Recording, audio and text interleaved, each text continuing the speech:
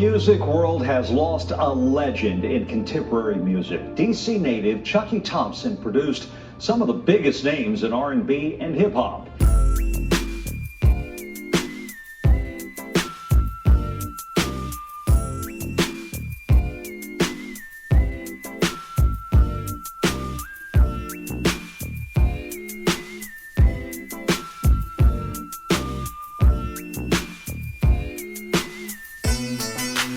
His sound forever changed music's landscape, and it started with his passion for DC's go-go music. In the mid-90s, the Bad Boy record label dominated the airwaves with hit after hit.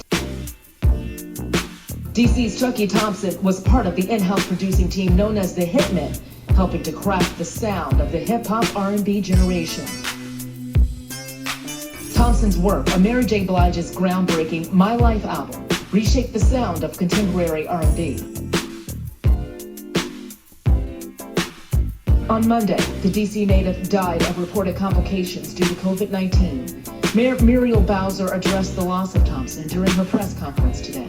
A friend of ours, Chucky Thompson, legendary musician from DC Public Schools graduate, I think Dunbar, he died over the weekend related to COVID. On Instagram, DC's own R&B singer Raheem Devon, who was nominated for a Grammy with Thompson, called him every favorite producer's favorite producer. Mary J. Blige said, "He was an angel sent to help me weather my storm." Diddy said he's one of the greatest of all time. He's the bridge between go-go and rap and R&B, and nobody else has his place. Thompson was in LA working on a new project when he became ill. A music legend gone too soon.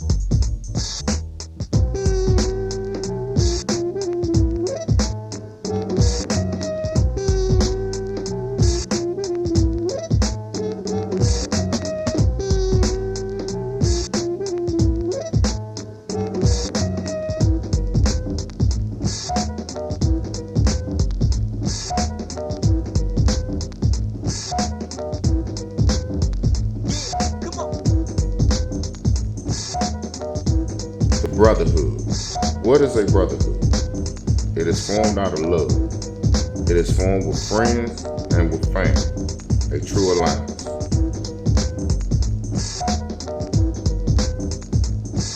A brotherhood protects, supports, and forgives. It's a fellowship.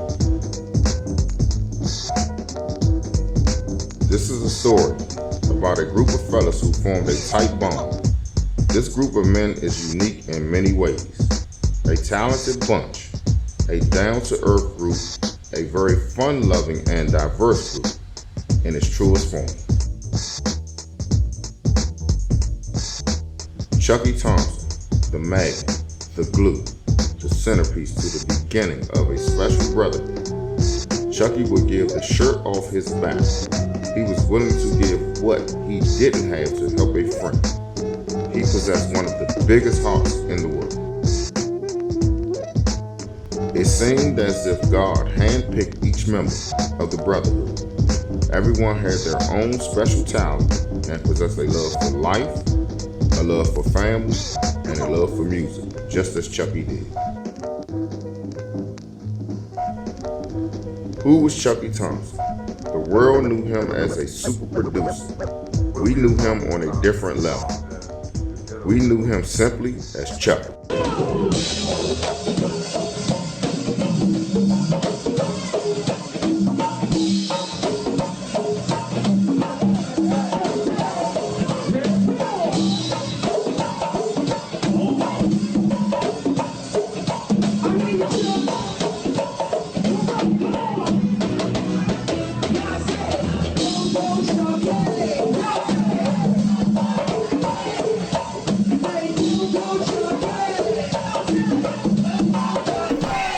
Chucky Thompson is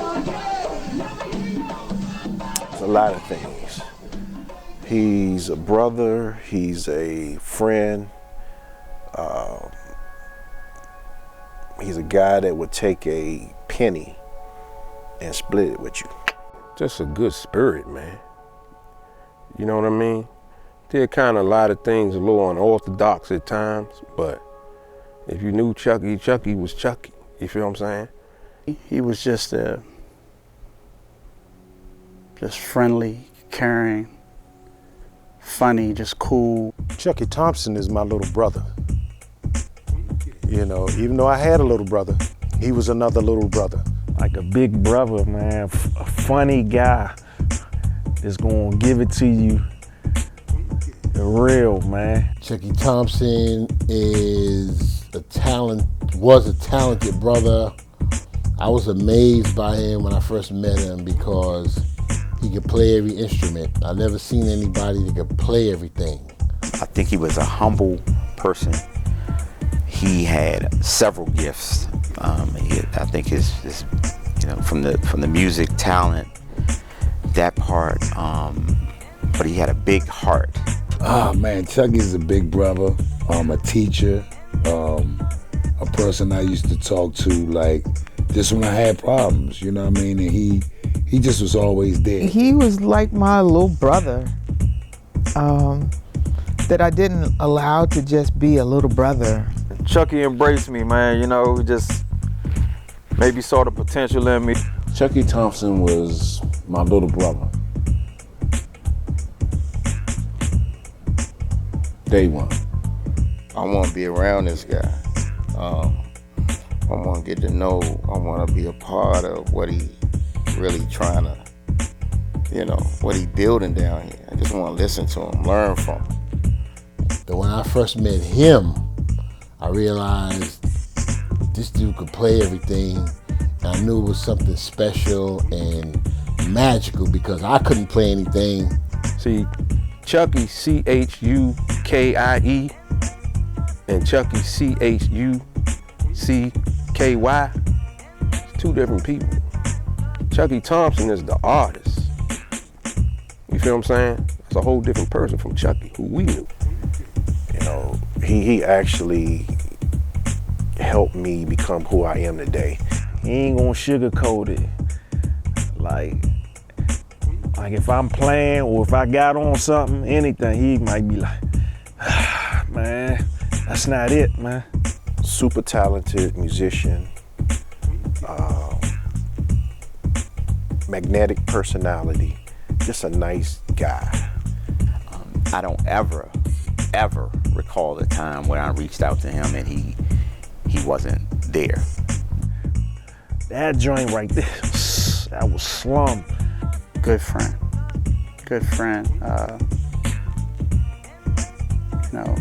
As everybody says, he'll give you the shirt off his back. That's the guy, that I've always known. And he had a different way about just talking to you. He had his own methods on like how people would tell you, but don't do this and don't do that.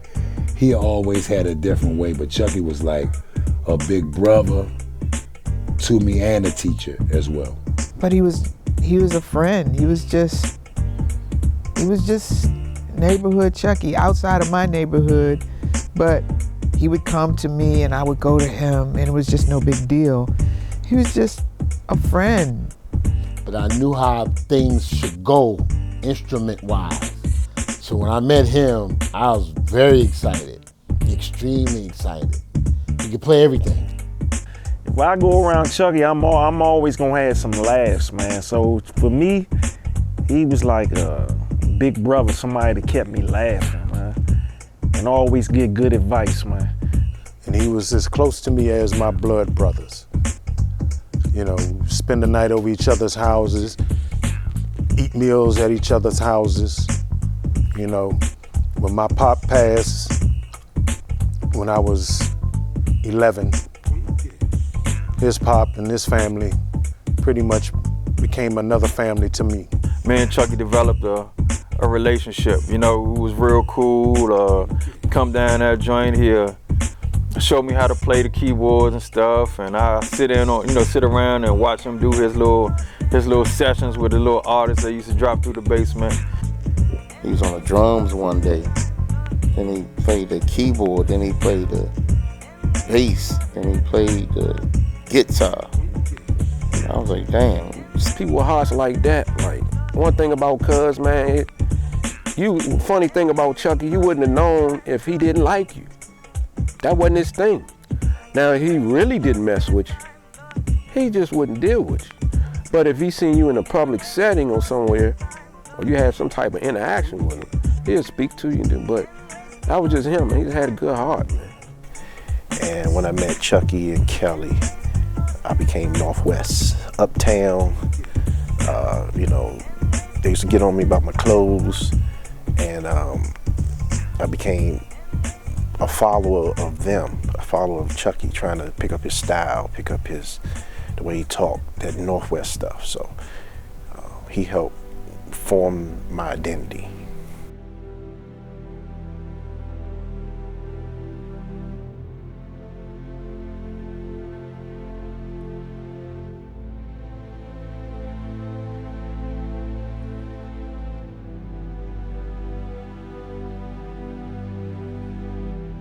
The basement, Chucky's music lab, our meeting place.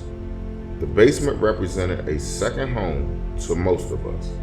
Mr. and Mrs. Thompson supported Chucky in every way. They allowed the constant traffic of friends to visit and hang out. They allowed music session after music session and loud band practices. Chucky's career began in that basement in the Northwest section of DC. The basement represented so much more than a meeting place. This is where a tight bond was developed, a family came to life.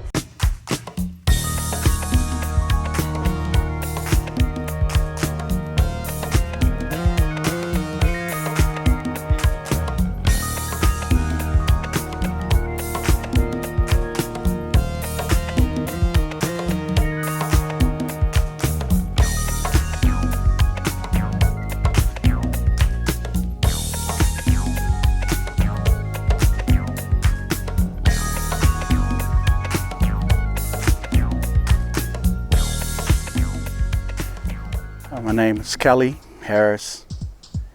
I met Chucky in junior high school in the band.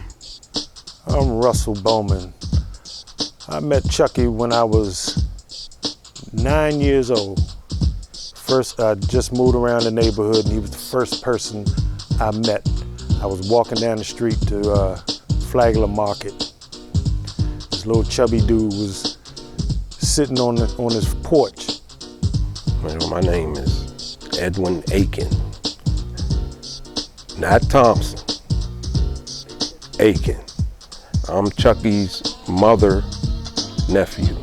My name is Andre Johnson, also known as AJ. I met Chucky in a recording studio in Baltimore, Maryland, through mutual friend Kervin Leroy Cotton. My name is Kenny Armstrong. I met Chucky, I think around 1980. That's how long it's been. We some old men. I'm Keith Thompson. I met Chucky through Crystal Thompson. I met Crystal Thompson in high school. That was the 7th grade at Shaw Junior High School. So That's over 30 years. I met him through Kelly Harris, one of our good friends, one of our core group members. Kelly and Russell in the band at Shaw Junior High. Named Keith Robinson, go by the name of Hot Sauce for people that know me over 30 years. I believe I met Chucky from Coop, man. Ernst Cooper. He used to be our manager from the Backyard Band. It's a group I play in. I'm a Congo player for the Backyard. I think I started hanging out with Chucky. Remember Floyd? Yeah, because we played trombone. And Floyd used to have go-go tapes. And I guess at the time, I used to go to like the outside go-go's in my neighborhood, but Floyd had some EU tapes, right? So from hanging with Floyd, I think he had to go around Chucky house or something like that to get a tape or something like that back or whatever. And that's how I met Chucky the first time. And then when he became part of the band, then he had tapes, Essence tapes and stuff like that. And he was like, yeah, man, I'll make you a tape. So then that's when I went over his house. He made me an Essence tape or something like that. And then from that point, you know, that's how our friendship began. And when I met him, got to be good friends. I hung out with him a little bit, went to his house, and I'm fingering through the photo album, and I see my cousins in there. That's my cousin Michael, Armstrong, Shari. I said, what my cousins doing in your photo album? Those are my cousins, Mo. I said, hey, your cousins? What my cousins doing in your photo album? Come to find out that Chucky's father is cousins with my uncle's wife, Aunt Sandra. So we're distance cousins, and you know the chemistry from there grew. My name is Anwan Big G Glover, true Washingtonian. I first met Chucky Thompson through Terrence Cooper. I always used to see I saw Chucky several times, and at a couple of shows or whatever, just me being outside and me being around. But I was formally introduced to Chucky Thompson, Chuck, through Terrence Cooper, our old manager from Backyard Band.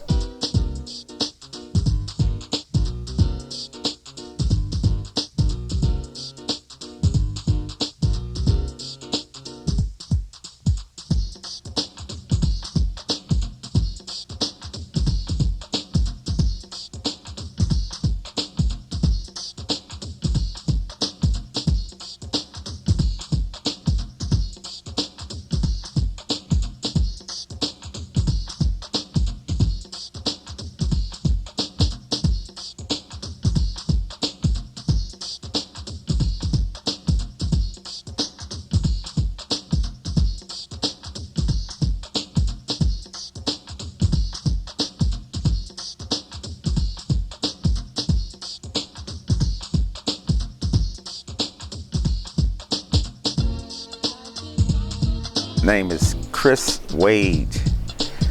When I introduced Sauce to Cooper, I think somehow Cooper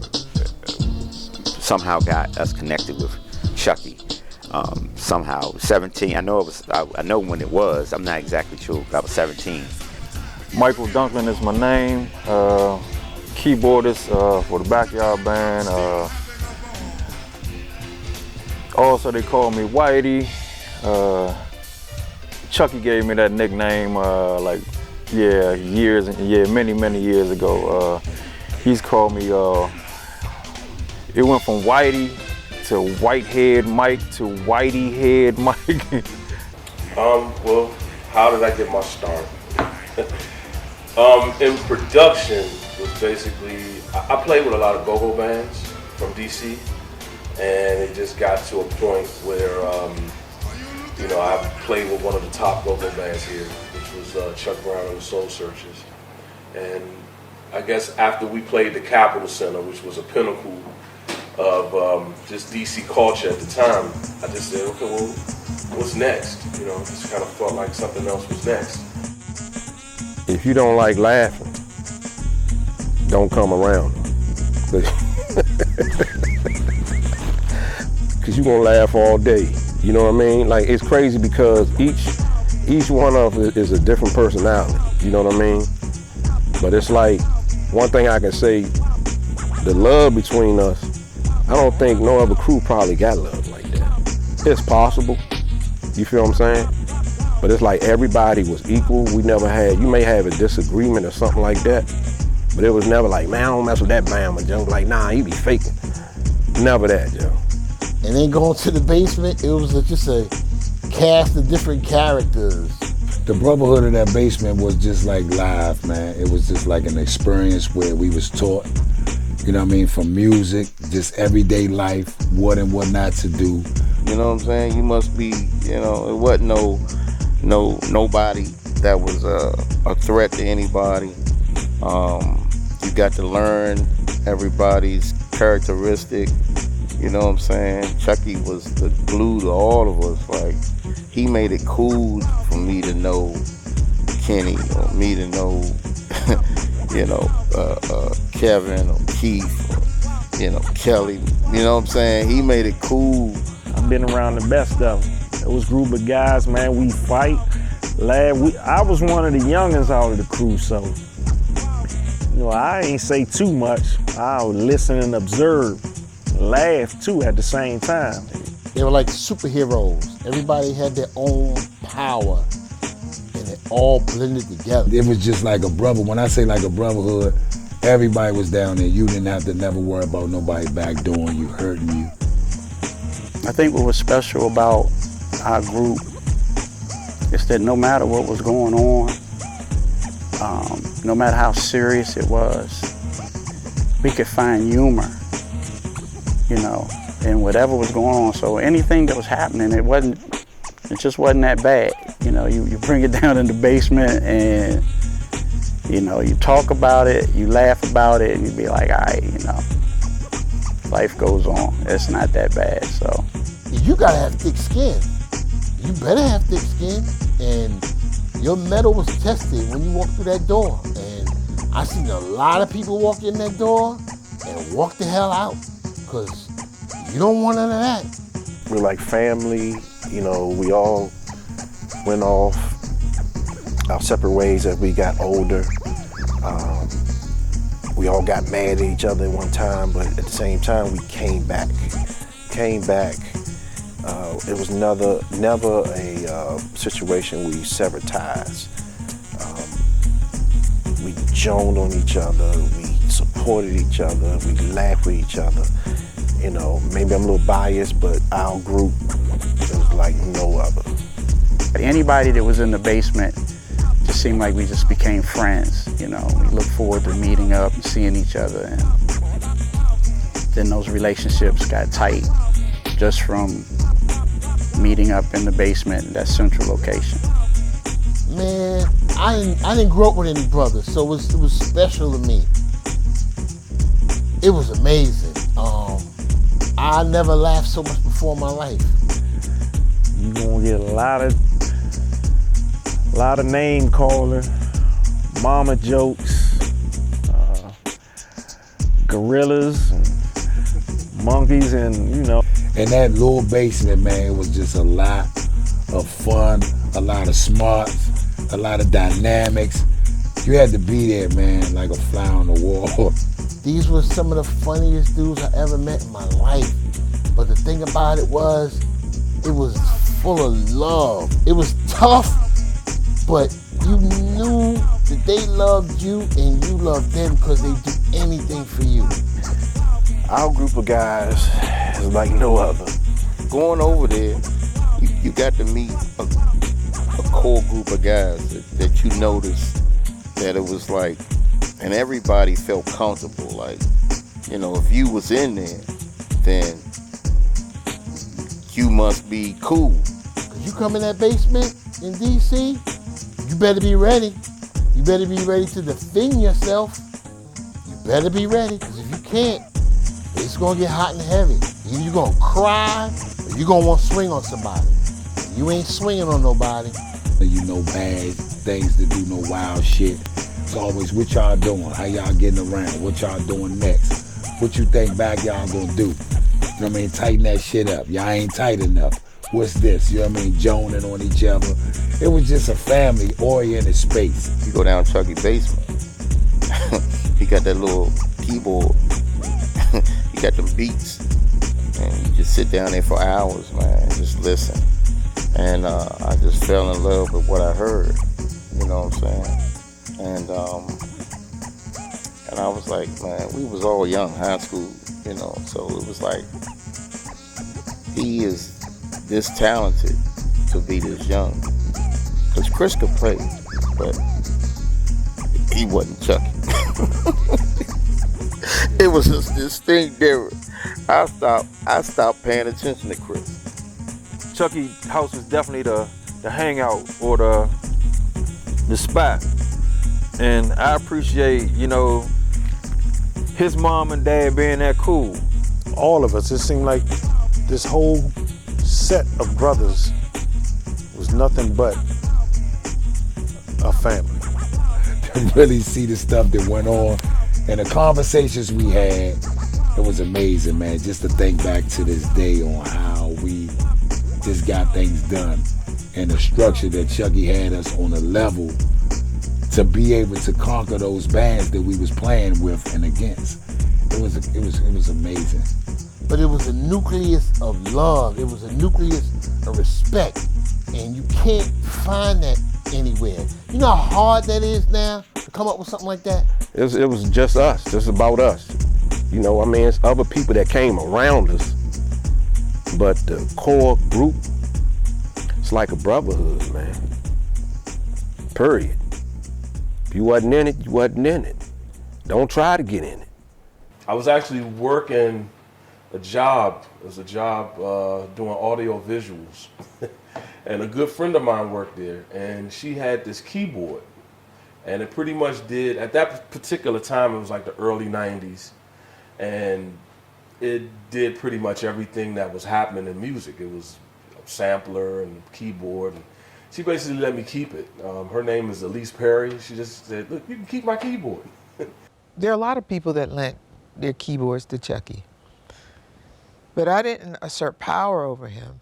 I don't know whether they did or not. I can't say that. I'm just saying, if he's in the middle of a project for whomever and the keyboard is gone, it's just gone. And so I don't know if that was mean or whatever. I just knew that he kept being, they took he came back and got it. And I'm just like, here, take it. You know, I kept the keyboard, and I basically, with me living right around the corner from Howard University, there was a lot of aspiring young artists just in the neighborhood. And I said, well, you know what? Let me see what my production skills, because I could play a lot of different instruments. You know, I play like 7 or 8 different instruments. So in looking into what a producer actually does, is basically incorporating all of those instruments and then also arranging.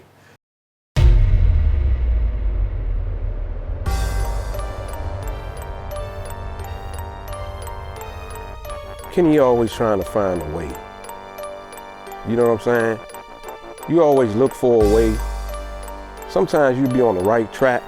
You might get derailed, but you'll find your way back on the track that you should be on. Now, it may not necessarily be the right track, but you on track. They laughed at me. Kenny, man.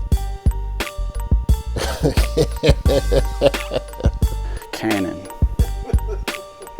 Oh, yeah, a brother, you know, like I said, it's 7th grade, man. Frankie Beverly's son. Cool dude, goes with the flow. Man, always a good guy, man, funny, you know what I'm saying? Was always just down the basement, man, just like full of energy, talking, you know what I mean? Laughing though. Always had jokes, you know what I'm saying? We used to look at Vanessa Del Rio over his house a lot. That's Cookie Head Jenkins, man. So it was always fun. Just great to be around. Otis, Captain Steuben, you see his little chain here? Kenny always was funny as hell, and always more so reserved, you know what I'm saying? More so laid back and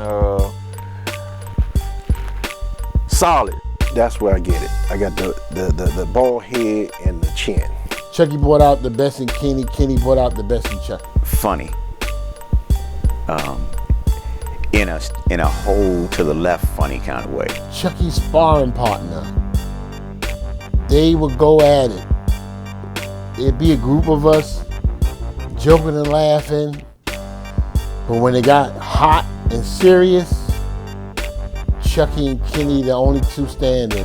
They always get out of the way when Chucky and I start joning. Everybody would be involved, and then it came down to me and Chucky. Nothing but a nut, man. The clear thought guy. Like, he always seemed like he had a level head. Like, you could be. He was serious, but then he'd laugh, and he was like, Kenny was like you would want Kenny to be your lawyer. They talk about each other's mother, father, grandmother, grandfather. We can always count on somebody to either crack a joke on Kenny or Kenny come out with something out of his pocket at somebody else. Good guy, man. You know what I mean? Just like right there with the family. And it was always a fun time. But just even keel. Like, I don't remember a time, like, not all hype, no drama, just chill. So, like family, we had so many moments. You know, you and I just can't name them all, man. It's a lifetime, you know, so. You know, you two of the funniest dudes I ever met. And I think that's one of my major contributions is I kept him laughing, you know, just being myself. I know that's what Chucky always told me. He's like, man, you stupid.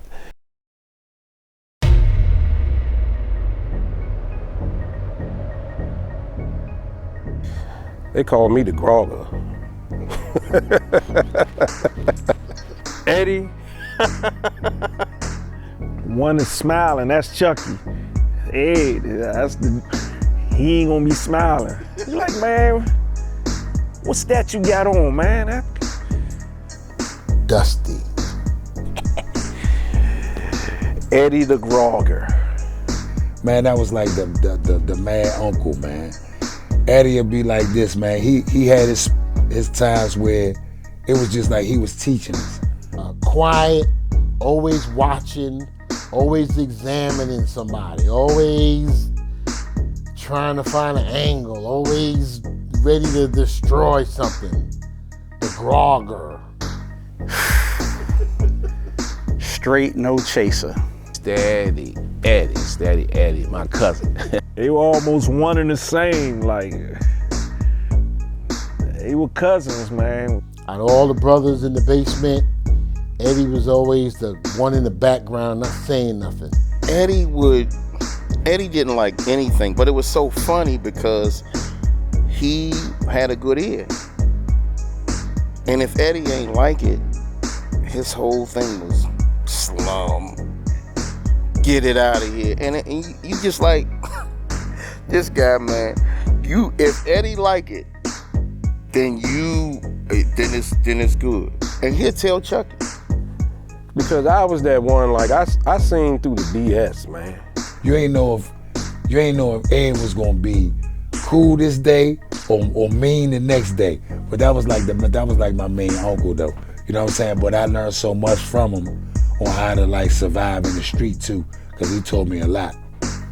The straightforward, in your face, pimp thinking, advice giving, you know, group loving. He's become the glue. Eddie's cool. Eddie's real cool. Chucky's cousin. He's my psychiatrist, you know. Ed's my brother too, you know, he's a brother too, man. You know, he'll give it to you straight, you know. So I would say, if I had to say one word, he's a straight shooter. Eddie, just cool. Cool. Eddie always gonna give you the real, man. He gonna give you his perspective, and even if it hurts your feelings, man, he gonna give it to you straight up, no chaser, you know. Even like some of the artists that used to come down the basement, man. Eddie probably shouldn't have been down there a lot of times, man, but you know. Like like the Frankenstein of Chucky. Eddie was extremely important to me. I didn't realize, because when Chucky and I first started doing music together, we didn't know what we were doing. And what they get? The thumbs down. If you was some shit, Eddie was gonna let you know, man. Eddie was gonna let you know. Like, that's my big brother, man. Like, we connect on everything, man. Like with the fashion, clothes. Eddie, I really appreciate his strength, his knowledge about stuff. Y'all niggas slumming, man. Off the breaks, soon as I met my cousin. Off the breaks. Welcomed me right to the family, man. Hell of a dude, man, sharp. Chucky would let Eddie hear it, and he would come back and say, Eddie like this, man. And I was like, what? He said, Eddie like this. So I knew right then and there that he and I were on a different kind of level, meaning I didn't know where we were trying to go, but whatever I was doing, he liked it. So I needed that in order for Chucky and I to grow to make music. When I say the mad uncle, it's like, never could you do something and you be like, it'll be good. You be like, nah, man, that was some trash, man. You gotta do that shit over. And then sometimes people put, like sometimes, you know, people tend to put energy into things that shouldn't have any energy or doesn't have any value. And I was the one that just shut that down. Like, man, you wasting your time with that, Jeff. Put your energy into something that's gonna be more prosperous to you. That's my man. We all go over to Eddie's place and sit on the couch and listen to the therapist give it to us, if we want to hear it or not. That's my man.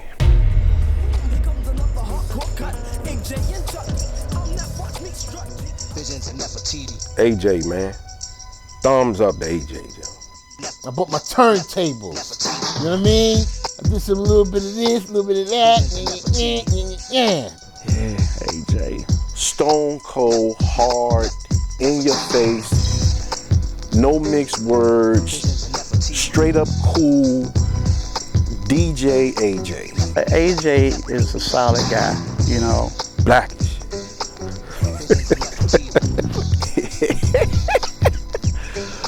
Charles Oakley and Lawrence Taylor wrapped up into one package. AJ was one cool, milk dud head character, man. He was always cool. I'm just a brother that played music and was glad that I met some other brothers that was cool enough to realize that and accept that. Man, DJ AJ was always cool, you know what I'm saying? He had the music. I met AJ, I said, man, this is a hell of a dude, man, because the way I was just fascinated when he first came down, he was doing the DJ thing. He cool, and I never knew that he was from New York. You know what I'm saying? Like, he blended in even though he was from a different city. He brought a different flavor. As Chucky was building and AJ was right there with him. Be impressed because he seemed like he was a little ahead of the game with everything. I love AJ, man. I had supported AJ's business recently, a couple of years ago.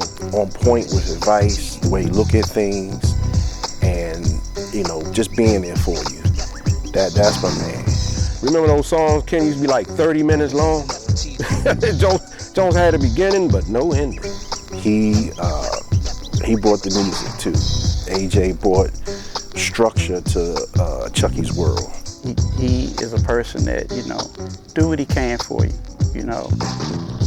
caring person, think he's just a very genuine man, so good guy. It seemed as though as soon as Chucky got that first encounter with him, he just changed everything and the way he was doing everything. So I just thought he was just so unique overall. Met him through Chucky, and it was like automatically we all became family. I don't argue a whole lot, but when I argue or I got a disagreement, we going toe to toe. AJ has a good heart, and I appreciate AJ for showing Chuck how to put a song in song structure. Like talking to us about different songs and like, y'all gotta go this way, do this, do that. You know what I'm saying? Just like the memories of being down in the basement, you know what I mean, with the records and everything. AJ is one of my dearest friends, and AJ added to our group Brooklyn. I was just happy that I met a group of brothers, man, that were cool, down to earth, and accepted a dude from out of town, dude from New York. Yeah, he just blended in. Like, man, this dude, you want to be around him because he's cool, you know what I'm saying? I don't think Chucky would have been Chucky, who the world knows, without AJ. AJ is different, man. Not only because he's not from where we're from. AJ is the only dude outside that was accepted. We ain't mess with New York like that. And how he said things and how he did different things, and he was showing Chucky how to break the music down. And I said, oh man, he met somebody for real. It's sad that he didn't ascend with him, but I know Chucky knew that. He should have kept him in his hip pocket.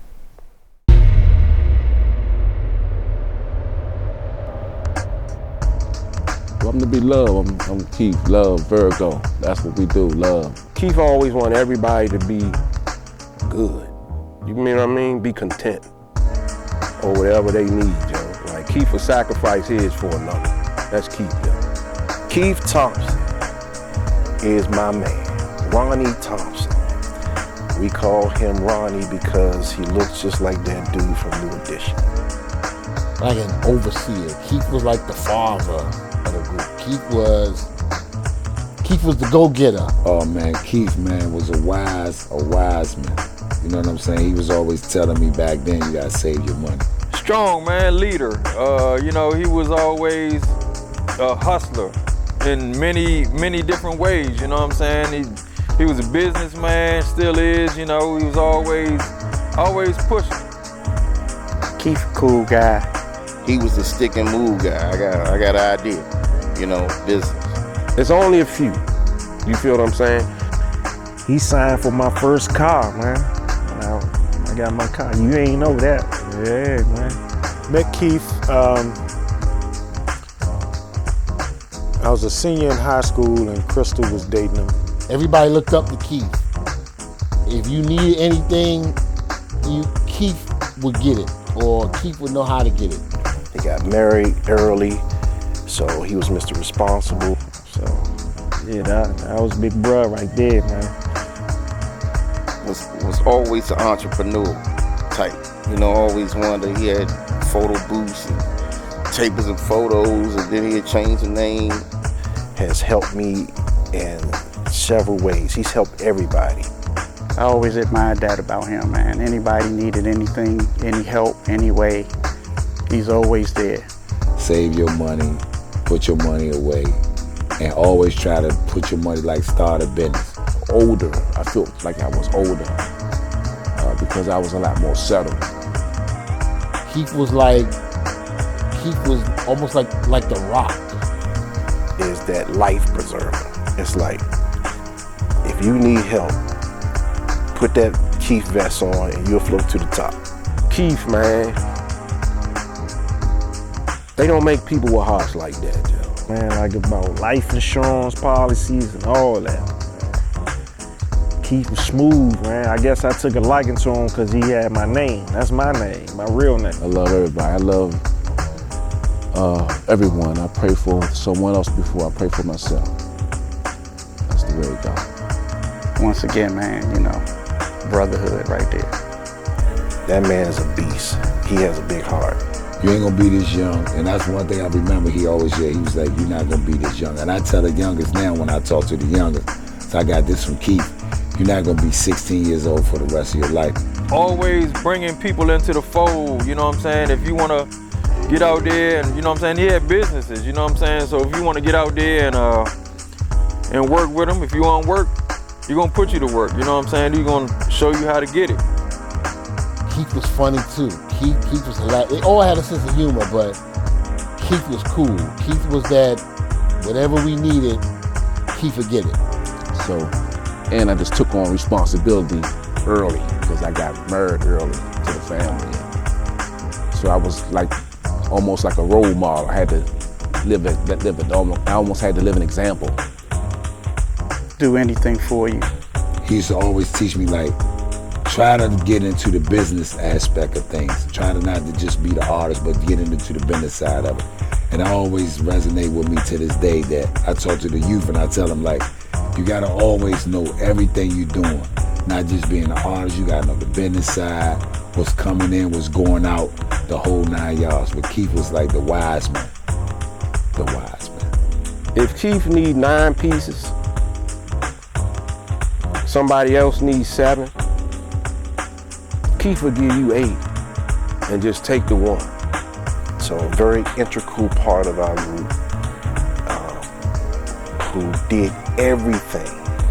He had a wife and kids, and he did everything to take care of us because we were family, we were brothers.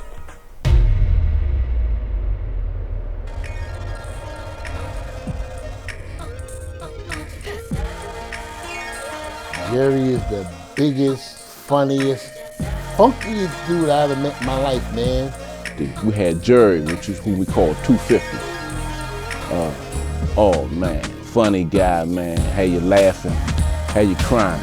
Moody. Solid dude, man. Oh, he's another one that's kind of like Eddie. That's all. It's something, you know. He always gonna give you the real, or gonna give you his opinion on things. You know what I'm saying? All right, man. I can't even do the voice. High voice. That's 250. Big Jerry. Big. There's no way this group is what it is without Jerry. Jerry, a big funky dude, man. Jerry, a funny dude, man. Big Jerry was cool as shit. Big Jerry was another funny motherfucker, man. Jerry's a touchy dude, too. Jerry, I felt protected. Jerry had the size. Always listening to soft music. Real easy. Jerry is so cool. Good guy though. You know, got a little estranged for a minute. Guess he was doing what he was doing, which is no problem. Jerry knows about movies, the old school stuff. He knows all the old school stuff, man. The dude is so knowledgeable. It's fun to be around. If he's down with you, down with you. But you gotta be a little careful what you say. Don't get him upset. You know, we call him 250. I think he about 320 now. This guy was an amazing guy. No other like him, man. Gentle giant. Our gentle giant. You know what I'm saying? That was the good days, man. Like the Big Jerry would tell me like little shit, like funny little shit. Like he was like, you gotta watch movies, G. You gotta watch like old movies and shit like that, man. A recluse too. He hide in caves. I used to call Jerry a gorilla. Actually, I still do. Jerry is a cool-ass gorilla. Soft-spoken, great character, man, good-hearted person, man. Like, you know what I'm saying? But if he don't say nothing, and he just looking, you gonna be like, man, who that? Nah, like the muscle. I guess he was just, yeah. Oh, Big Jerry. They used to cut on me and Jerry. Call it the 250 twins. I ain't never meet somebody that knew so much about music. He's schooling me on old school stuff. Called him 250. He was definitely more than 250. He genuine, like all the rest of us, a solid guy. Bit that finger.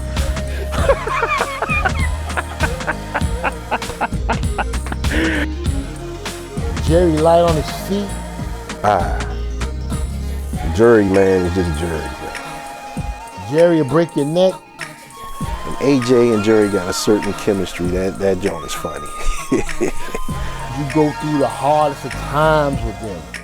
That's considered a line brother. Jerry's my line brother. I just knew that Jerry was the same type of guy, cut from the same cloth, you know. Good guy, decent, you know, do anything for you. Now, I mean, I'm like, man, he was like, nah, you gotta watch the old movies, G, because you got a lot of character, man. You gotta watch old movies, Dolomite, all that like shit like that. So that's what I was watching, like little old Dolomite, old shit like that. So Jerry was always a cool dude too. He had a lot of wisdom too, knowledge. If you wanted it, he'd bring it though. No joke. But that was 250 called Jerry Barrett. That's big bruh right there, man. McGilla. More like 500. You know, you need Jerry for us to be that close. And Jerry might go off somewhere, but you know, the thought of him and memories of him and accounts of him never go anywhere. Jerry's my man. Gotta be careful with him. Gotta be easy.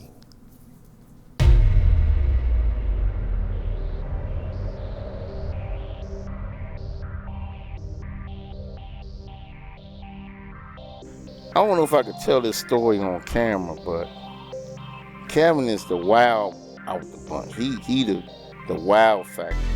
Wild ass Kevin?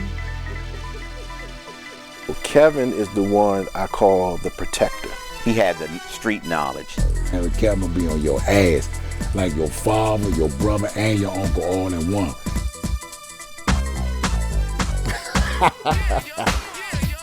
Kevin? Man, Kevin was just a nut. We used to take classes together, and Kevin would be in the back of the class, joning, getting us all in trouble because when he said something, seemed like the whole class would just bust out laughing. Kevin loved everybody, and he had his own special way of showing love. Hype as hell. Funny as shit. Wild ass dude. Love. To the end. Soldier. He the second smartest person that I know. Kevin. You want to punch Kevin in the face, but you know he gonna punch you back. Rest in peace, John Singleton. But I think he stole Boys in the Hood from my man Kevin.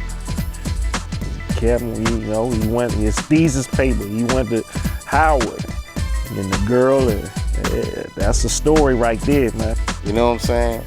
He the stick and move. What y'all got going on? If y'all ain't talking about money, I ain't. But he'll always keep you tight, and he always had that problem with hitting you in your chest. Like, bro, I got asthma, bro. Hold up. Love to debate with him. But I love to debate with him. I love it. He keeps me sharp. I mean, he knocked on the door when I was living in Chucky basement, like 3 in the morning. I know you in there. Open the motherfucking door, nigga. I love Kevin, man. Kevin was crazy. Kevin will fight for you. Kevin was the one that'll fight anybody for us. Kevin loved the group. Kevin was the one who would take a bullet for any one of us. But with Kevin, man, you know, genuine guy, realest guy you ever want to know. Like I said, very intelligent, man. Very witty about various subjects. He thought proactively in situations and very aggressively did things to keep us from harm. If it was on the basketball court, in the streets, whatever. And Kevin was real smart. I mean, we were in college prep. English together. And I swear, that was one of the hardest classes to me, but Kevin seemed to breeze right through it. You know, for a clown, that clown was smart. He'd be like, you with it? You with it? Or you with it? You ain't with it? Cool, you with it? My man. Sometimes I think Kevin is too smart for Kevin. Kevin gotta let the first Kevin take the lead. That makes sense. Kevin will be here one day and he'll disappear for 8 months. And then he'll come back to my, where y'all been?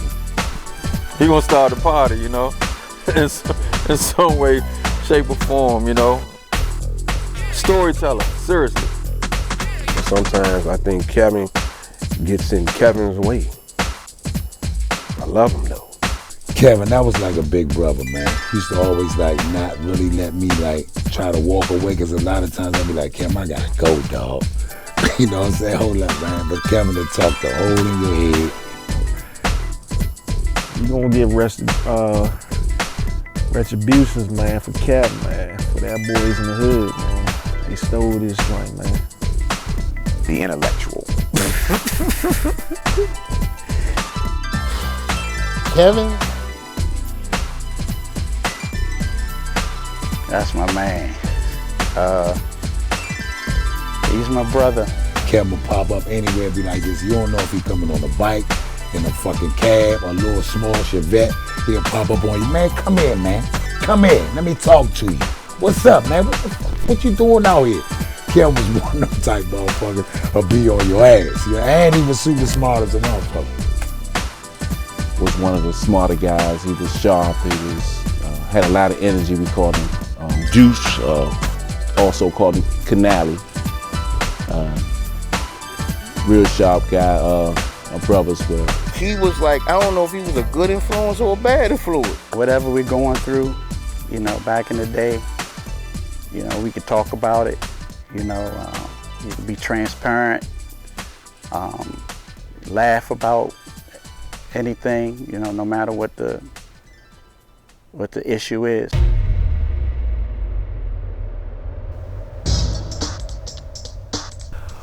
Bird. Man, Kelly used to hang out. He used to go to clubs and stuff, you know what I'm saying? The goose. Whatever the basement decided to do, Kelly was with it. Like, let's go out to eat. All right. Let's put a band together. All right. What y'all want me to do? You know what I'm saying? Kelly was with it. Kelly, Big Kelly, man. Big Kelly was a funny motherfucker. Always with a vest on. Every time Chucky or Kenny would draw him, they always draw a chicken with a plaid shirt. I never knew why, man, but then I look at him and I say, okay. I tried to be a friend, a good friend to everybody in the group. Kelly come scoop me up. We'd go to the club. I remember one night we was supposed to go to the club, man. We had a fifth of VSOP, some Remy. Man, didn't even make it to the club, man. Kelly cool as shit, man. I love Kelly. Kelly, my man. Say We Show Love by Jonah. Kelly was vicious. He was going to give us a story. By the end of the night, I figured it was going to be a story that involved something that Kelly did. Me and Kelly used to do the party all the time type thing. Me and Kelly first met going to church together.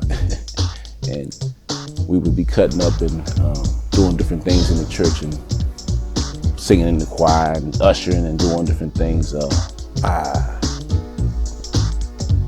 Denzel say, my nigga. We would start on a Sunday and wouldn't stop. Kelly turned out to be a great man. Hey, Big Kelly used to have his laugh, man. And he'll be saying he don't wear these big ass hats and shit. Coming that motherfucker with a turtleneck, say, man, why the fuck you got a turtleneck on, bro?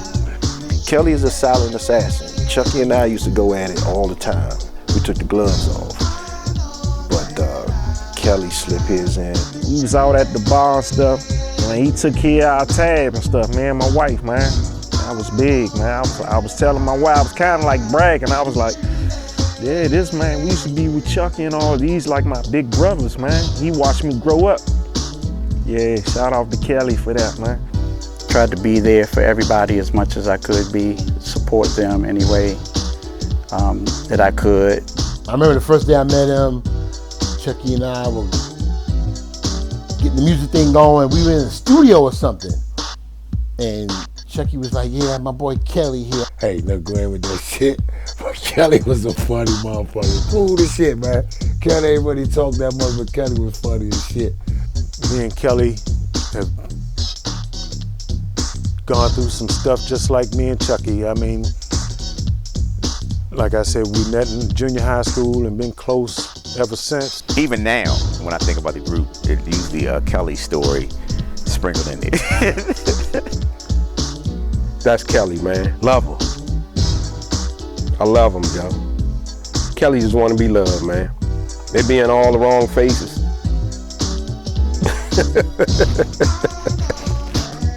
We would go to a certain club on a Sunday, certain club on a Monday, then a Tuesday, then a Thursday we would go up to Columbia to Silver Shadows, and then come back on a Friday and go to Classics at happy hour.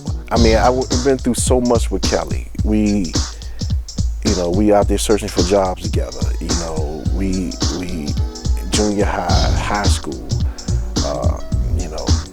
just long life friends, very reliable guy, family. Kelly is straight up family. Oh, I'm so proud of Kelly. Kelly's a great individual, man. The times and the memories I had when he was down in the basement and shit. You know what I mean? But there was those days, man. Kelly was a good motherfucker. Funny. I used to get my laugh on him with Kelly, man. Just a person that's like, hey man, I'm with you. I got your back. And you know, I had everybody back. Try to at least. If you needed me, you know, if we was, you know, in the go-go or out or wherever, you know, whatever it was, you know, I got your back.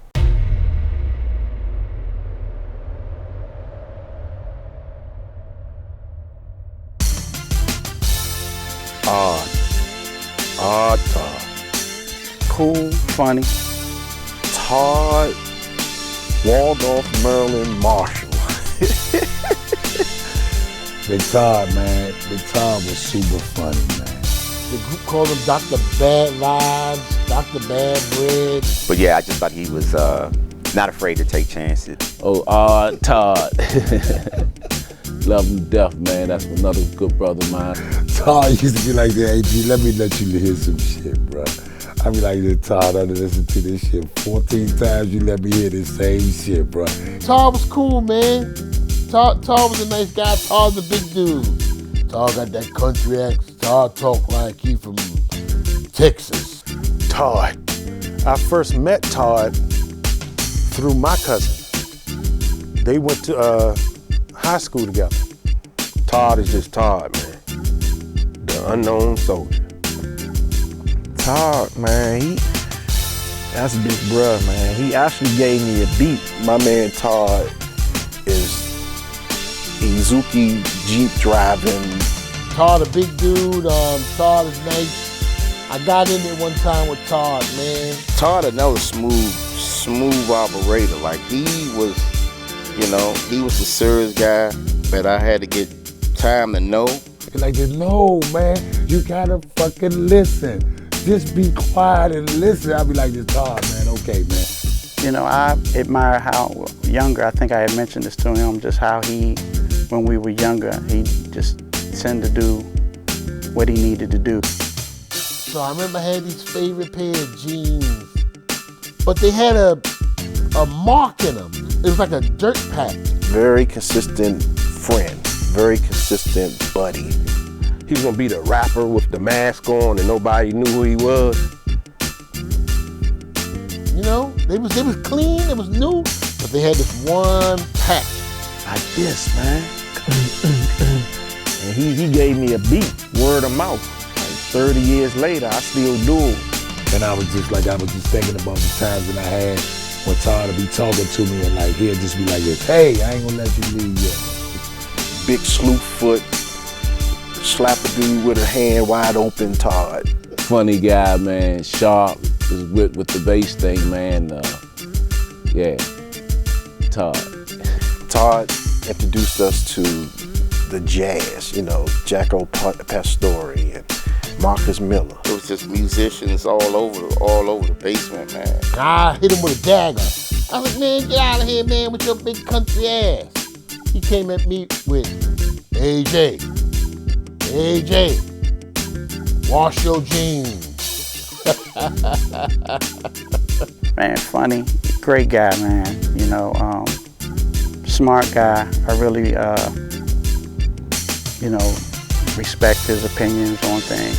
And then Todd was like, man, hold up for a minute, man, I'm gonna take you. And I said, man, you take me, I'm not riding in the front seat of that fucking cab, nigga, I'm riding in the back.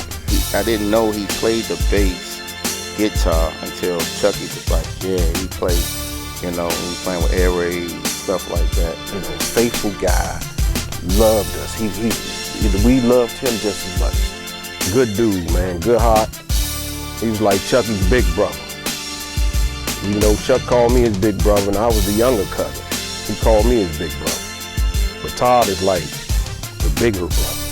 You know, making money or career-wise, yeah, go-getter kind of guy. Man, I laugh at that shit to this day. The thing that tripped me out about Todd is when he drove the Toyota to LA. And I said, how long did it take you? Man, you know, he got a deep voice, you know, man, it took me 4 or 5 days. I stopped. I was like, I never heard nobody until Todd drive to California. Man, we spent a lot of small time together. I mean, but Todd, man, with the little cab situation. And we just clicked, became family. You know, we was always talking, you know, always had something good to say. He was a real positive brother, you know. You know, even the last time I seen him about a year ago at the studio, he put on this little funky jazz thing I never heard. And that had heavy influence on the Chucky.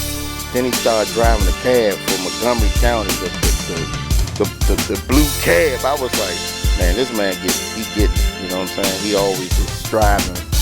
Major contributions to who we were and who we are. He'd do anything for you, you know. He's always there, always available. So, once again, you know, good guy, brother. Todd was always the jokester, the laugh and funny and all that shit, and it was so crazy. When I went to see Chucky, I stepped over the rope. People was outside, and ain't let nobody in. That came in there, and I got Todd. I hugged Todd, and I bust out crying, man. And this shit like this shit hit me like this shit hit me like it's like just yesterday. And Todd was like, go ahead up there, bro, and have a moment with him by yourself because man, that man loved you.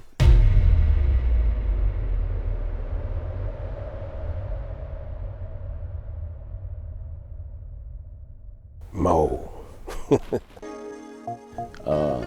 Morris's world. Morris. Mo knew how to put that thing together. Funny dude, man. Mo was the Robin to Batman, to Keith the Batman, you know. Love him, man. Love Mo. Mo is my man. We cannot have our group without Mo. No way. Mo? Cool ass Mo. Mo was a funny dude. Mo was, look at here, you know what I'm saying? Like, you ain't got these, shawty. But Mo be on point though. Mo always looking to be another one. Always looking to take it to another level. Yeah, I just learned a lot of my style, man, just hanging around y'all, man, older guys than me, and just taking a liking to it, man. Yeah, Mo. Mo was always cool, man. Mo was another one that that knew a lot, that always used to tell me, man, T, slow yourself, man, be cool, man, don't go out there and be too wild, Mo, you gotta be chill. I met Mo, it was after high school, and just hanging down in the basement. Keith came over with Kevin, and Mo was with him. Mo was very important to the whole circle, unbeknownst to everybody else. Mo, that's my man right there. Always grinding, you know, I think of him and Keith just grinding, you know. They was always on the grind. Mo is the fashion genius guru. I appreciate having Mo around because me and him was short. Mo was a settling presence of the brothers. I went to the store with Mo to go shopping. He picked up the clothes and be like, nah, get that out of here. He was another guy that would tell Chucky no. He was the shortest guy, but of course he had all the chops. He would outrun you, out wrestle you, out. We could see eye to eye on a lot of things, though. Yeah, Mo, with the suede and the cashmere. That's probably when I first heard that word, cashmere, from Mo. Yeah, that's big bruh, little bruh right there. You know, Mo wasn't that outgoing at first, until I guess he had to get to know you first. And then he just opened up and we all just clicked. Mo was very stylish. Mo was just always positive. Anytime we talk Essence, especially in the early 80s, I go to Mo. And Mo, same thing, man. You know, if I ever needed anything, he was right there. Ever needed to talk about anything, he was always a listening ear. Do anything than you. He was just a sharp guy, smart, very sharp brother, and very fashionable. Hey, Mo, that's a fly guy right there, man. Even though, you know, we might be joning, but then his face would go straight real quick and be like, nah, Mo. Mo is a good dude and a James Bond fan. Mo is great. I like Mo. Mo was just a funny dude. Everybody was funny in their own way, but Mo was very important. Mo was like a steady force of the brothers. Always there. You know what I'm saying? So Mo was always that one. He wasn't too out speaking, you know what I'm saying? But he was super cool though. Mo always gave me perspectives and viewpoints that I respected. If we took a picture, it's important to have Mo. You gravitated to him because he was down the basement all the time, and he would make sense when he talked. Yeah, that's big bruh, little bruh right there. He ain't got these joints, y'all. You need somebody to elaborate on your idea. Mo gonna give you 100 ideas for your idea, and he ain't finished his idea.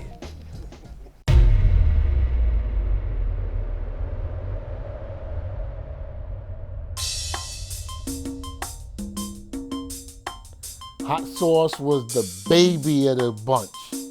The shining light, just like Chucky was, the shining light as far as musical talent and just skill was Sauce. Sauce is always like this, look, I don't need nobody, Joe.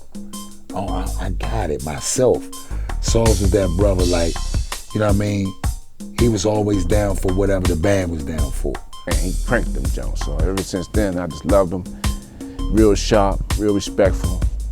Love him to death. I was like, I couldn't believe it. I got his information, and he actually played over the phone. I let Cooper hear him over the phone. He was like, who is that? I'm like, that's this 13-year-old dude I met around there.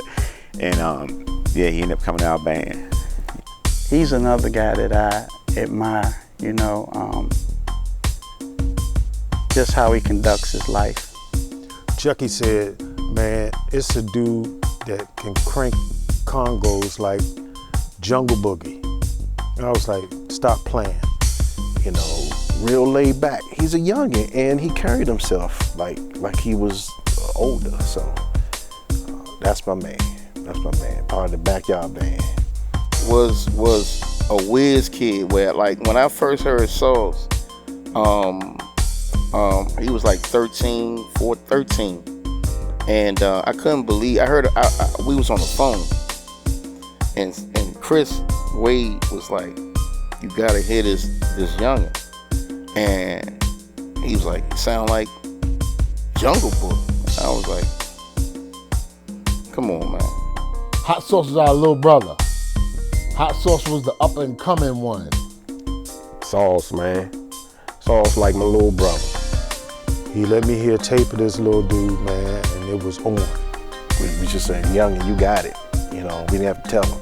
Clean ass shoes, you know, real nice outfits. I'm just proud of what he's accomplished, what he's doing, you know, being a family man and things like that. And he's an outstanding musician. Solid dude, man, you know. Real solid dude, never switch up type of guy, man. Excellent musician. Just a pleasure to be around him. Like I said, he was the baby of the whole bunch. Then I saw him with the Backyard Band. And from then on, he would come around to Chucky's house. We'd be in the basement listening to some music or goofing around. And every now and again, Chucky would have somebody's congos down there. And Hot Sauce would demonstrate his skills. When I first heard about him, Chucky told me he had his little brother around the corner that could beat them little joints, man. But the only thing about Sauce, I talk to him about it sometimes. Sometimes I think Sauce scared to take that step. Just take it, man. What you got to lose? You can only gain, can't lose. Can't mess with what you haven't had.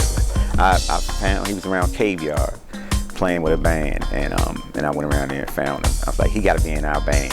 So I pulled on my leg. When I heard Sauce on that phone, I still ain't believe it was him. I said, "Man, we got to go down to his basement. I'm gonna take you down there." And very humble. Wanted to learn more and more about his craft, man, and was always genuine. Nice, cool, receptive, very talented. Uber talented, super mature for his age. We were all older than Saul. You know, he was gifted. Yeah, I met him when he was 13. A lot of stuff ain't go this way, ain't go that way, but Saul's always like majority of the band. That's like my brother. Once again, man, it's just that profile of everybody in our group. You know, I consider him a brother as well. Oh, Lil Keith, I always call him my son, but he's like a brother to me. I don't know, son, brother, I don't know how you want to slash it. I don't know if he gets kind of old. One time I just felt like I was Big Keith and he was Little Keith. Strong and always in your corner, very dependable guy, man, you know? Very dependable guy, man. One thing I can say about Sauce always looking to go to that next level. You feel what I'm saying? Gifted. Yeah, and humble. Especially being younger than us. But he's always presented, you know, this level of maturity that he seemed, you know, older than his years. I call him Choir Boy. Little Raisinette, that's my man. Hell of a dude, man, sharp, very stylish, man. He was just a great brother. I'm glad to see he's doing what he's doing. I'm so proud of him. Man, Sauce was, man, like a machine. Keith was all discovered with Backyard through Cooper, and they were built up in Chucky's basement.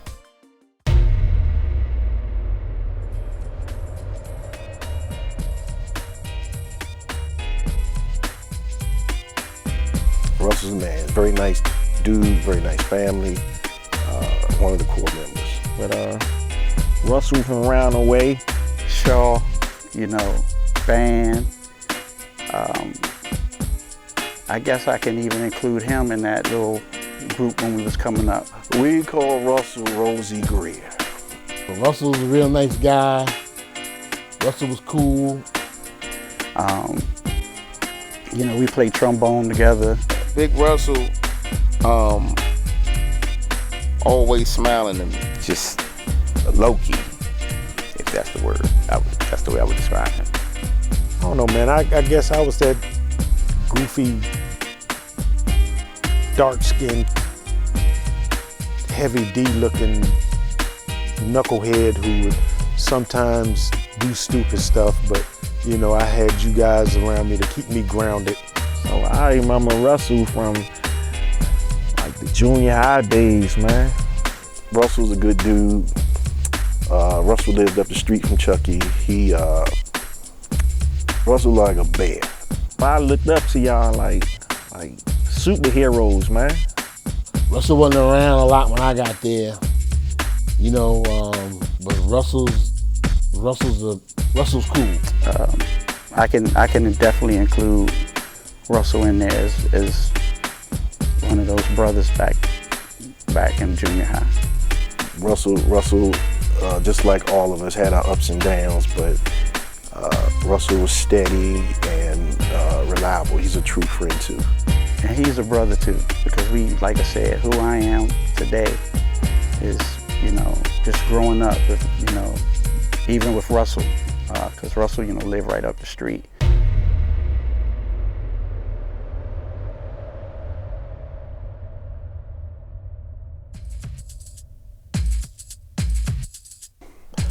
Marty Moose. Marty Moose. We have Marty, which we call Marty Moose. If someone is born with an affliction, you don't make fun of it. Unfortunately, people talked about Marty's crown. We jump in Marty butt because Marty got a big ass head. That's why, you know, I started calling him Marty Moose and everybody jumped on him. Marty, where you at, man? H&R Block, we call them Four Corners. Come on. Period. Love him, still love him, Joe.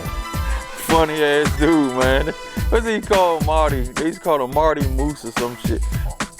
Yeah, Marty, cool guy. Man, Big Head Marty always was cool, man. You know what I mean? Big Head Marty lived right across the street from him, his whole family, man. Marty is a core member, his family. I love, you know, his brother Woody, his sister, his mom, all of them. I love them. I don't care what he had on. I don't care how good he was feeling. It was all taken away when he walked in that basement. And I was like, I felt bad for him. No matter what. You know what I'm saying? Not saying that Marty did anything wrong, but he know. Come on, man. I like Marty. Yeah, he would bring energy to the situation. But first of all, Marty think he could play basketball. Nah. Smart guy. Marty was cool. Marty was laid back. Marty was always on the side. That's a big bro right there too. I looked at how he, you know, conducted his life. I kind of always admired, you know, how he, you know, went about how he did, you know, like from working, you know, his career, just how he handled himself. He's like, you know, Marty was a debative type of dude, you know what I'm saying? He'd get into some debates. Marty, a wild dude, man. Always a fun guy. But Marty go at it too. You know, Marty, he held his own. I felt that all the people I felt for in the group was Marty. Marty was teased all the time. And Marty always seemed like he was a cool cat. You know, he was always welcoming. Come on, Marty. That whole crew kind of came in with Keith. And that's where I met Marty. Solid brother. Like, come on, Joe. Come on, man. For real. Marty, that's a big bruh, man. We connect on the boxing and stuff as of recently. We've been talking about boxing and stuff. We spend like 30 minutes to an hour on the phone talking about boxing, man. That's a big bruh right there. Still comes out to see us play every once in a while, man. Always good to see Marty.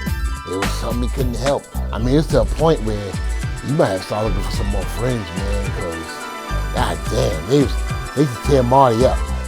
I used to see Marty every day. We'd be playing PlayStation, and you know what I'm saying? That's my man. So Big Head Marty was another one that was like a big brother. Always on my hip, always on my heels. Come on, G. Come on, D-Back. But we drank a lot and we smoked a lot. So we started smoking and drinking, back to Marty's head. But Marty is family. Marty is my brother. Marty always wanted to party. Party with Marty. Marty always know where all the parties at.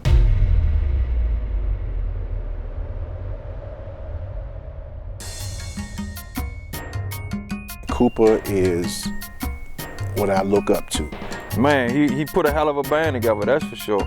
Cooper, man, Cooper would come around every now and then. Cooper just had a flow about him. He was the manager, founder of Backyard Band.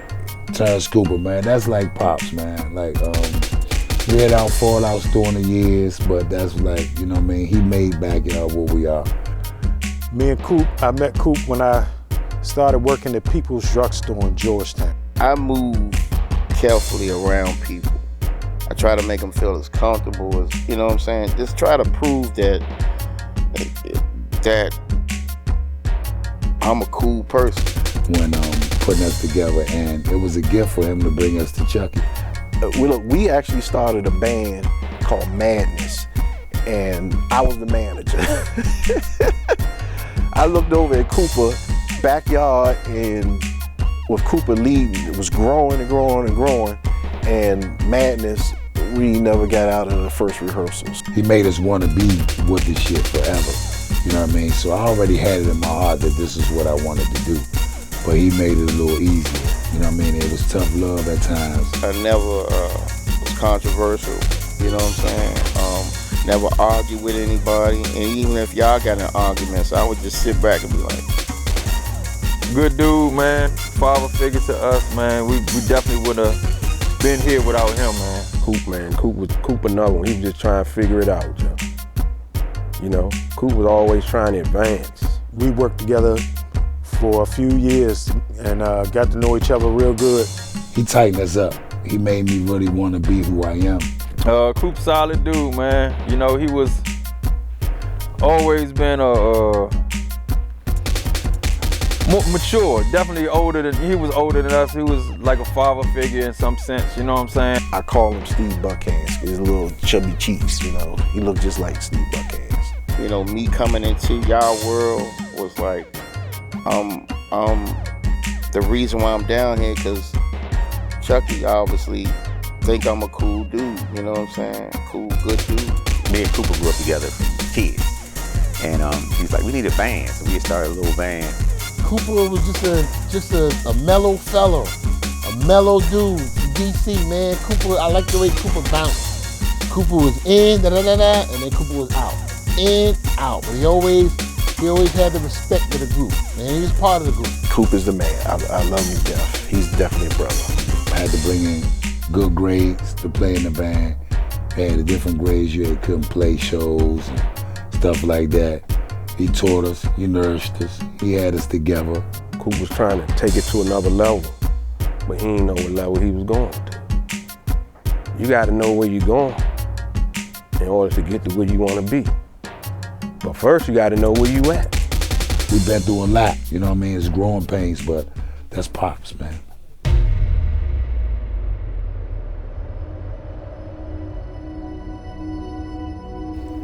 Me and Sauce were the little brothers, you know. We were the younger guys, you know. He was down for whatever with the band. Mike was always different. He had his way, his style, the way he dressed, the way he played the keyboard. But when he came in, he was a breath of fresh air. Mike has an attitude and a personality just automatically gels and made him part of the family. He came to a practice and real cool. My brother right there, man. It's a funny story, man. It was, when me and Mike, we didn't actually know each other, he knew of me. When he said he first, he met me And you know, you look a person, you can't judge a person by the book by its cover. You know that old saying. And he was like, he ain't like me. It was like, look, we gonna do this. He always had ideas. He always had different things to play. He always came with a different angle because we learned so much from Chucky. We were introduced to nightclubs by way of y'all, you know. I think we might have been 18. You guys were several years older. But I remember us dressing up, going to clubs, Chapter 3 and stuff with y'all, and it was cool. We joned back and forth with Mike. He never took it personally. He joned back at us. You know, joning is our way of showing love. Suave. Quiet. He was just like a quiet person. At least one of my interactions, he was quiet. He came in and we was playing this song, and he just knew the bass line to the song, and was like, man, hey man, tomorrow we practicing tomorrow. You know what I'm saying? Yeah, and he stuck with me for it's been 30 years now. Once he got to know me, that was my brother, man. Me and Mike, we lived together for a while, man. Yeah. So he was just that number one that was like a brother, but he was also real super quiet as well. You know, he hung out with Kelly at the club. He hung out with us at the club. We just, along with Sauce, just them youngins that we took on our wing and they ascended. You know what I'm saying? Y'all had our back, you know what I'm saying? We had our little training wheels on, and y'all embraced us, you know? You know what I'm saying? Mike took his glasses off, now he a model. Now he's smooth Mike, you know, Don Johnson, you know what I'm saying? Yeah, Don Juan got a fur coat on, man.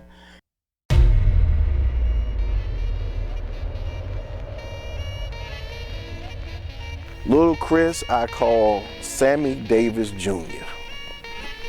He looked just like him. Little Chris was the cop. Little Chris was cool. Chris would show up every now and then. I like Chris because Chris would give us the lowdown on when the cops would get off their shift. Little Chris lived off North Capitol Street. Man, I just remember him being around every now and again, you know. Chris, cool dude. I remember he used to play keyboards back in the days. Always been a cool guy, man, you know. Yeah, that's my man. That's my brother, Joe. We played in a band together. Mr. Monk, last name Key. I learned all these jokes from y'all, man. Little Chris was like my best friend. We lived on the same block coming up.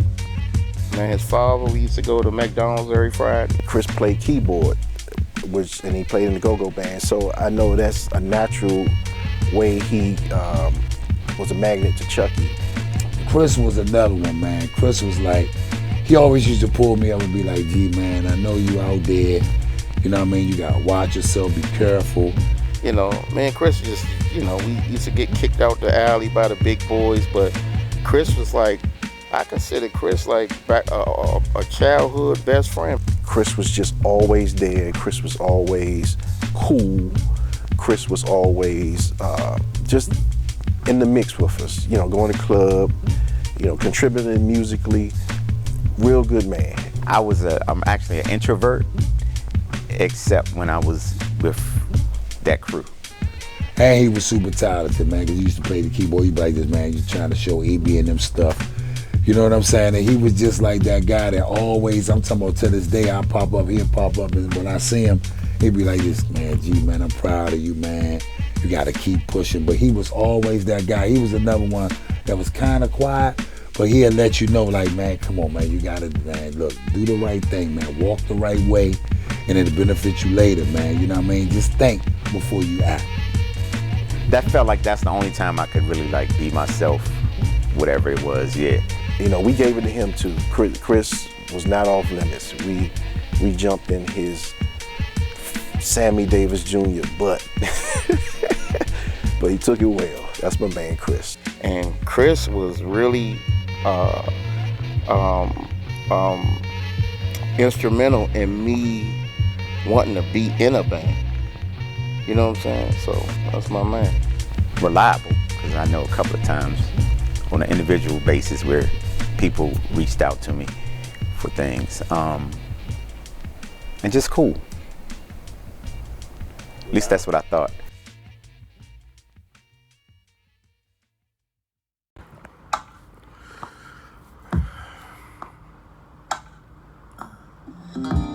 Seven days and 6 nights,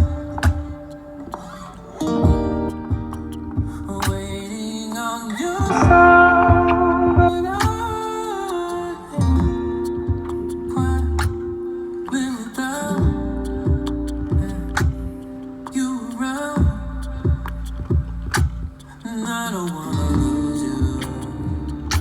I'm figuring it out.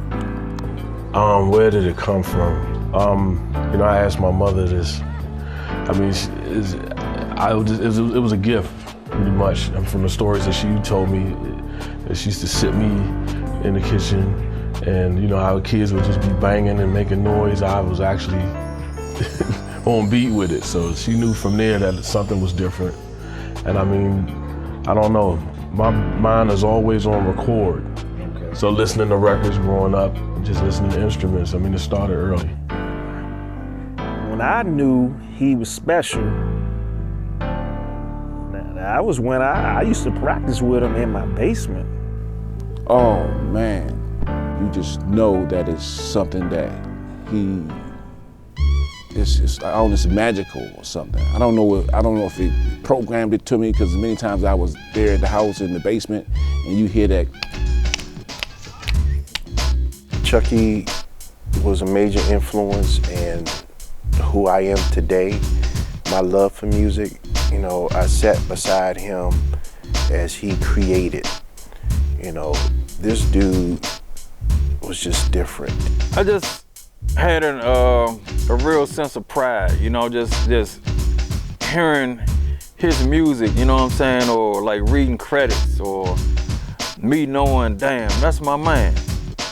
Like, damn, if I wanted, I can call my man right now if I wanted to, you know what I'm saying? Or, like, damn, just pride, just knowing, damn, my man out here doing his thing, you know? And it gave me a sense of, damn, us in this band, it's like, damn, we can do our, we pushing, we making some noise out here, you know what I'm saying? We ripping shit up in the city, you know? It's cool.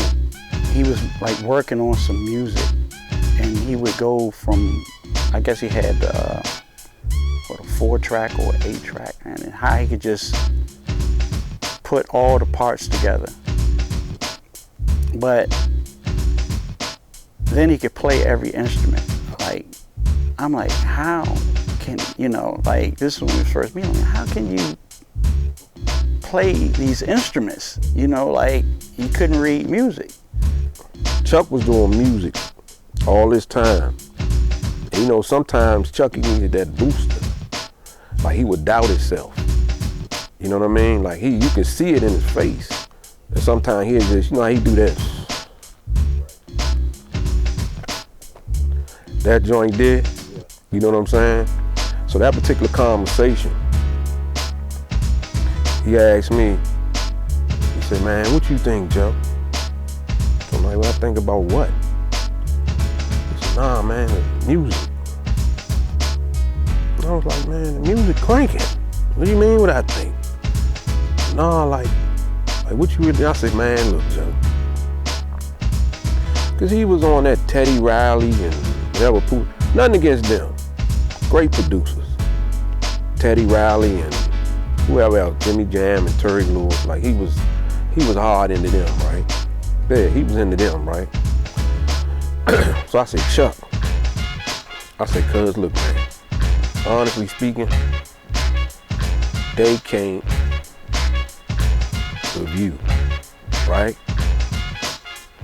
And I said, the difference between them and you, they don't come from where you come from. You know, we came in, we were in the band together in junior high school, and Russell, Kelly, and Chucky played trombone. I was down the end of the road, I played baritone horn. You could just hear it over and over and over and over. As a matter of fact, you want to hear it over and over and over and over and over. And he was just amazing, just amazing. In the 7th grade, beginning band members. So we playing the scale like bang, bang, bang, bang, bang, bang, bang, bang. You can tell we just fresh out of elementary. And then Chucky joined the band in the 8th grade, and we all played. So we been through that year without him, and he come in, and you just hear him down there on his trombone, just advanced, you know, solos, just clear, raw talent. You know, we were just a year into, it's like, okay, he wasn't around. We took this little baby step, and he's like 4 steps ahead of us. So that's when, right there at that moment, I was like, this dude is different. I heard from one of you guys that Chucky got a deal. And then, you know, he told me, I just signed with a Bad Boy, and, you know, but before that, I heard something about, I heard the album that he did with the Born Jamaicans, you know. And I was like, you did this? He was like, yeah. I was like, man, you know, I was in awe. And, you know, he would let us hear stuff that he was working on while he was at Bad Boy. You know, he wouldn't tell us who it was for, but he would let us hear what he was working on. And then, you know, when he got signed, you know, we were all ecstatic, you know, ecstatic. We finally say, well, hey, we're friends with a celebrity now. I said, you're from DC. You got a pocket. They didn't grow up in go-go. That's a whole different groove. Go-go is not the radio songs, Joe. You know what I mean? Go-go is that pocket. I don't care if it's these new bands or the older bands. Even though the youngest got a newer pocket, it's still a DC pocket. And no matter how old you get, that pocket would never lose your soul. It would never leave your soul, I mean. You know what I'm saying? And I was telling him, I say, man, they ain't seen nothing yet or heard anything yet until they hear your music. I said, watch. They gonna be on you when you meet them. And sure enough, that's what happened. Throughout the years, all the way up to him passing, I marveled at what he could do. You know, I wish he would have done more, to be honest. DC, you know, go-go city, go-go created here in the city. You know, my wish is to let it become national. Everybody with this trap stuff, I believe go-go should have been where trap is, if not greater, or surpass it now. And Chucky could have took DC to that level nationally. And Foots, man, working out. I had never met Foots at that time. So I was like, man, this dude is special, man. And he played the guitar. They get my shot with S's. And I did meet Foots though, but I was, you know, I was young. I was a kid, like, yeah, man, Foots, this man Foots right here. He just always had a feel. I think he, the music that he used to listen to, like the older music, the 70s, and just the classics. I think he had a way of identifying what other artists were doing that was slick or, you know, unique. And he just had a way of kind of incorporating that into his music. So when he, you know, when he was making just music for people in the basement, with the DAT tapes and stuff like that, man, it's like he could make seem like he made somebody a hit in what, an hour or two, like a full song in like an hour, and it wouldn't be like the same song with changes here or there. It would be totally different, you know, tracks. And so then when he, you know, started, you know, producing, I guess professionally, or, you know, just for Bad Boy, you know, I wasn't, you know, surprised at the music he was creating. Kind because we've been listening to that stuff that he was doing, working on, you know, for years. So I had me and Chucky practicing, and he did that foots roll so good. I was like, yeah, this man foots, man, working out. You know, I met Chucky, man. We started putting together music. It was cool. We started driving to New York. I was showing them everything, showing them the ins and outs on how they get a deal. We drive to New York. We got our first deal with Mercury Records. We were shopping tracks, all music. We didn't have a rap and we didn't have a sing. We just shopping our music. So we finally get a deal with Mercury Records, a woman named Nefertiti. We get on. We know we were gonna make it. It was just a matter of time. And my thing was, if we make it, we all make it. Everybody in that basement, one way or the other. We're a group. You don't cut the people off that got you there. You need them because they're gonna tell you the truth. That's the thing about it. You don't cut your roots. You don't cut your roots. And I know he was working feverishly to do that before he passed. You know, he made a footprint in the rap world and R&B world with, you know, Mary and Faith and Biggie. So he was there nationally. It's just time to bring the go-go with him. And I know he was about to do that. This dude is special, man. And he played the guitar, the bass, the horn, piano. I was like, wow. Well, didn't matter, man. This brother, I'm telling you, this my brother for sure. We would go out, we would try to do little stuff. I don't care if we played basketball, couldn't do none of the above.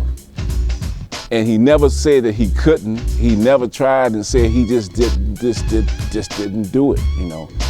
And so I'm like, all right, okay, cool. But anytime we was around anything music, you know, he could crank that, whatever don't matter. It just was anything he just touched, it didn't matter. Even from back in the band days, he come home with other people's instruments that other people left, and he playing their stuff and his. I realized it when we would go out, Chapter 3, club, hang out, do all that. At the end of the night, come in, and he would go down the basement, and then he would play or record something that was in his head that night that just came up. And I had so many, I kept seeing that over and over and over again. He was working in Baltimore for some studio. This was years ago.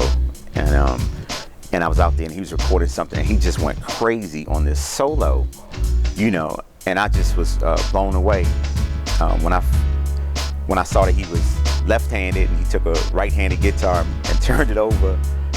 Your roots are what got you to bear the fruit. How you gonna cut your roots? So with that said, we on now. We record Visions of Nefertiti and Funky Ned's studio right outside of DC. It's just a matter of time. And all of a sudden, a significant other just comes in the picture and tears him. I'm not gonna blame it on them. I'ma say him, because he made the choice to let everybody go. I ain't gonna blame that other person. He made the choice. He could have easily been like, okay, baby, wait, this how it's gonna go. Boom, these my people, I'm taking it with me. I don't blame her, I blame him. He made the choice. They said it, and he listened. So, it was tough. It was tough on everybody. It was tough on the whole basement. All of us were affected because, as we say, he was the nucleus. He was the draw. He was the one that brought everybody together. So it's like an apricot, that big ass seed, right? How you gonna take the seed out and expect the meat of the fruit to stay fresh? It's gonna die. I know we were all proud of Chucky when he got signed. We all watched from a distance because he packed up with his manager /ex and rolled out. He was gone. I was happy for him, you know, and I was happy for him. And like I said, that's what amazed me about, like, he was still accessible. You know, it's not like man, I don't have time. I'm too busy when I come back. You know, if he was here or whatever. I felt that there were things in his life that were made it not as easy to connect and spend time, you know, like we used to do. Some barriers, and at one point I didn't think he was happy. I didn't think he was happy, or I wanted more for him, you know, from a personal level. I felt like he was doing good, my friend, in a career-wise, but I wanted him to be happy, and he may have been. That could have just been how I viewed it. So followed along diligently. Big fan. He used to let me hear stuff before it hit the air and get my opinion on it. We just knew that that's where he belonged. He belonged in that lineup of the greatest because of his talent. You know, it was all natural. Very, very proud of him. Very, very proud of him. And he had always, you know, I guess you could say, put his stamp on something, especially when he started playing go-go music, playing in the go-go bands. Everybody knew Chucky. And now he moved to the next level, was with Bad Boy. He became pretty much world-renowned then. You know, and it made me proud to say, that's my buddy. You know, there were some moments where the separation from him, the separation from the group was tough. You know, it was tough. You can see the little bit of change in him. You know, he became Chucky Thompson compared to Chucky, what we knew. And I think it was, you know, influences from within, his manager / ex, and the stardom and all that stuff. And, you know, I'm very proud that during that time, I don't think, you know, any of the fellas or anything asked him for anything. We just cheered him on. Like, he's the one. And I wish I still had that tape. Because, I mean, eventually I did get my shot with Essence. And I did meet Foots, though, but very proud. You know, every time a hit came out and I saw his name on it, I would follow and listen intently. And I felt that I knew his style, and, you know, especially on interludes, the king of interludes. That was Chucky. He was the king of interludes. Knew he was the one because it seems like the music that he did make was music that didn't have an expiration date. Right. And I just have so many memories of stuff that when he did them, like I was there. Wanna Be Happy, I was up the cloisters when he did that boom, boom, boom, boom, boom. Same thing with that Faith one. That simple boom, boom, boom, and then he just turned the string and made it loose, boom. And I didn't know how he had done that. He was just hitting the same thing and just turned the string. And I was like, wow, this dude is, and then when I listened to a song and I'm like, he's playing everything on there. Yeah. It didn't take long after I met him before I realized he was the one, because I saw him go from drums to congos to keyboard to, yeah. You know, talk to my friends or people I met and say, hey, that's my buddy. That's the dude I grew up with. You know, Chucky Thompson.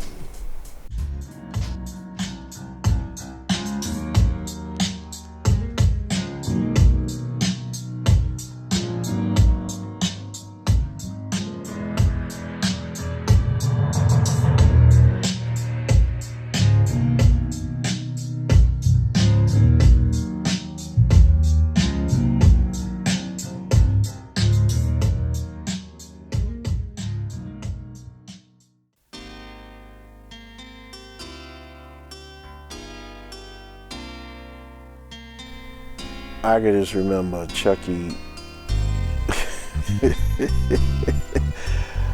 Oh my gosh. Chuck, you know, Chuck made me listen to music different. You know what I'm saying? Me and Chucky used to sit back and listen to James Brown. One of his favorite James Brown songs was Doing It to Death. And he would break everything down in that song, right? And listen to the hi-hat. Man, listen to the bass.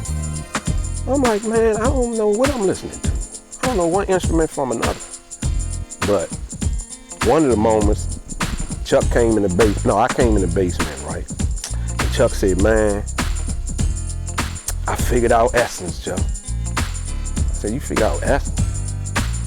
He said, man, I know why Essence play like that, man. I said, yeah, nigga, they can play.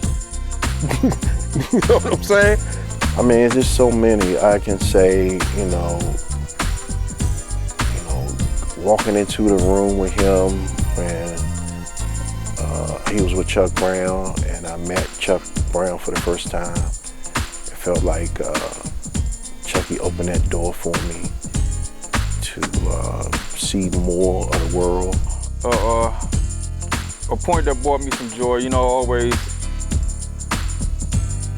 hanging around Chucky. And I came to his house one day, man, and went down in the basement. This was when he had moved back to the city, and he was working on his artists, Power 3 and Frankie. And came down the basement. He was working on a song that I had made. You know, it was like, "Mo, I'ma use your song for this joint for Power 3." I'm like for real? I was like, cool, man. You know, like, damn, okay. I must be doing a little something right, you know. I must be on the right track. But it's real funny, one time we was together, I don't know what happened or why we didn't have money, but we only had $1. I think, man, let's get one of these, because we had just got finished smoking. And we got one of them chocolate tasty cake donuts, the double jumps, because you could get 2 for, I don't know, you get buy one and get one free. If one of us had money, we all had money. So it would be sometimes where, you know, I had money, we need a haircut. You know, all right, I got it. You know, then it might be one week, we need haircuts. Then somehow, you know, then you got the money because we don't have enough. So I remember that Chucky needed a haircut. Right. He said, nah, Joe. He said, nah. He said, man, I said, what? He said, man, I cracked the code. I know what it is. I said, what? He said, they count. I said, what do you mean they count? He said, man, they be counting. He said, funk be counting bars. I said, what is a bar? Like that. I said, nigga, they should know how to count. At all this time, you know how to count when you in first grade. You should know how to count. He was like, nah, Joe, they count bars. The last time we communicated with each other, I was supposed to help him with something, and before he went out to LA, and I had to cancel because my father-in-law got sick, had gone to the emergency room, and I had to cancel. And when I did, once I kind of got through that, and I texted him and I explained to him that I was, I apologized, I had to meet up with him. His response was families first, you know, and that's my last text from him. I didn't know at the time he sent me that text. He was in the hospital, you know. So that really meant a lot to me. That that even at that point in his life, he was still accessible.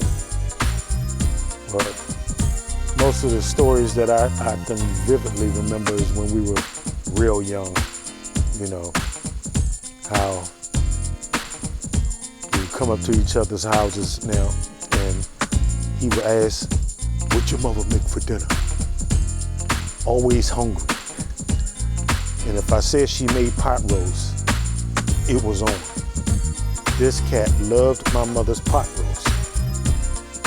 And same thing when I went down to his house. If his mother made lasagna, man, it was on.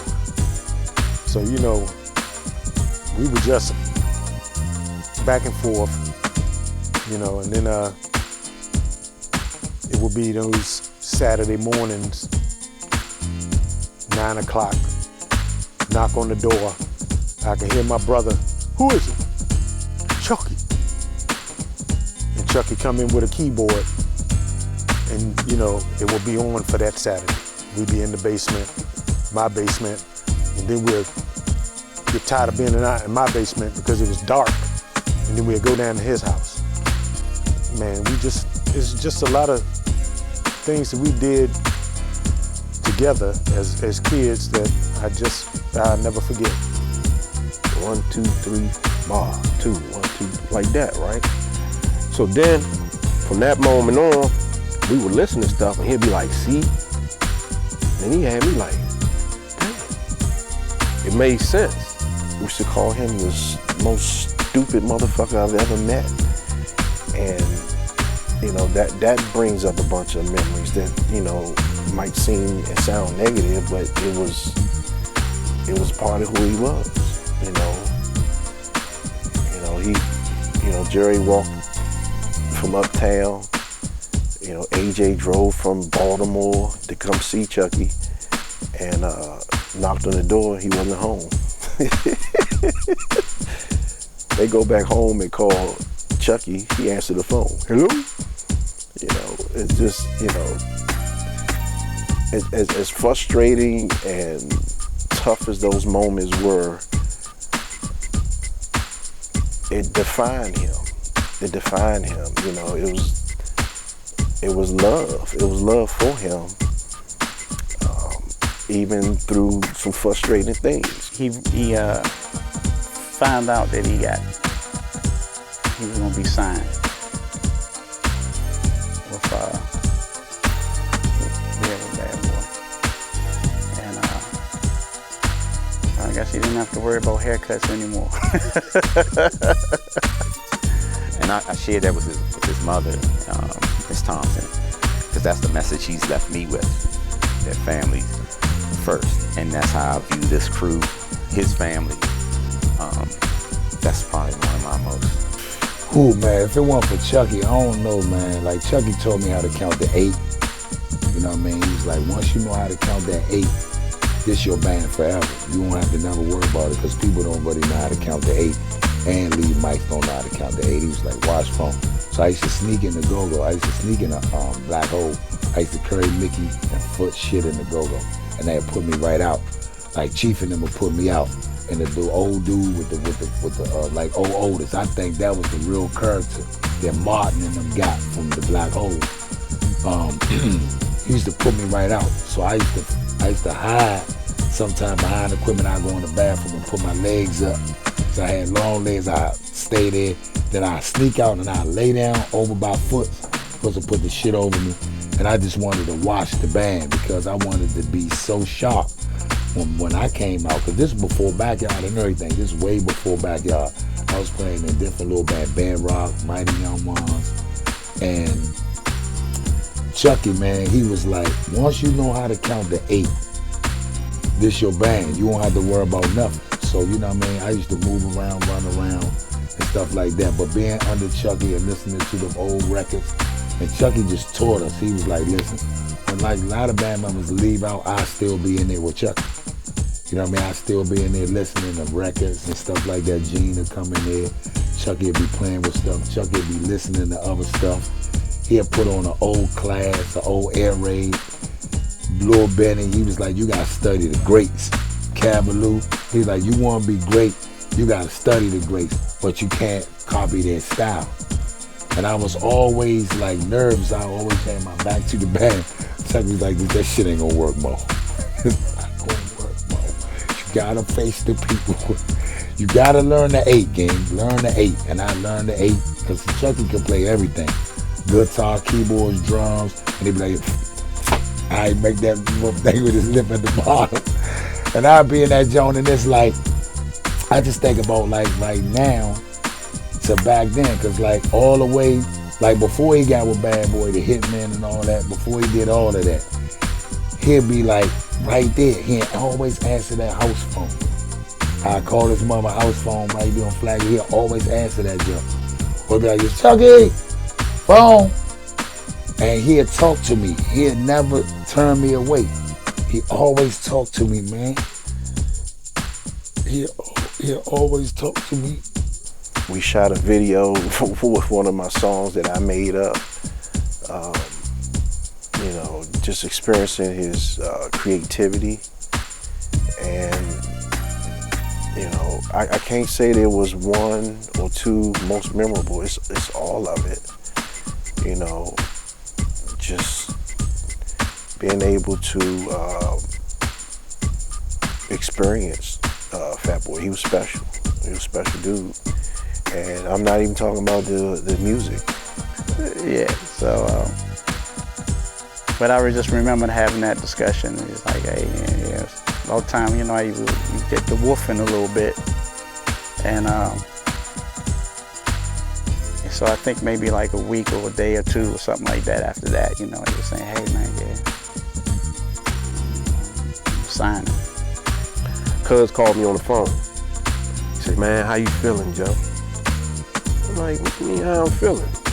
I got a broken back. I got 300 staples in my back. You tell me how I'm feeling. And 5 broken ribs, you know what I'm saying?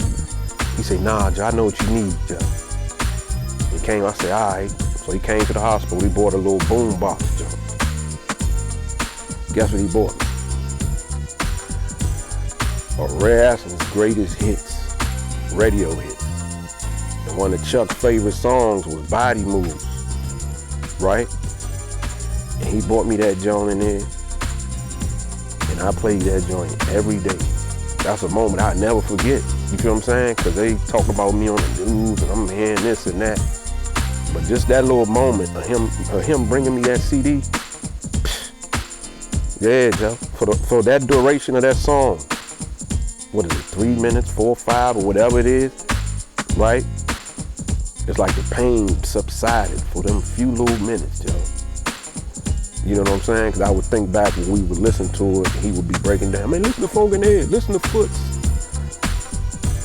So Chucky was more than just like a friend. He was a big brother, and he stayed on my ass. And I tell you that one time he cussed me out. And he'll pop up on me at shows, and I never know he did. He'd be like, just, Mo, you better now. Look at you. And he'll be right there, be like this, man, you got it. I was afraid Fat Boy couldn't tie a shoe. But God blessed him with that music ability. So things where he wasn't great, he was very good. So that's what God does to all of us. Gives us individual gifts. And he had his.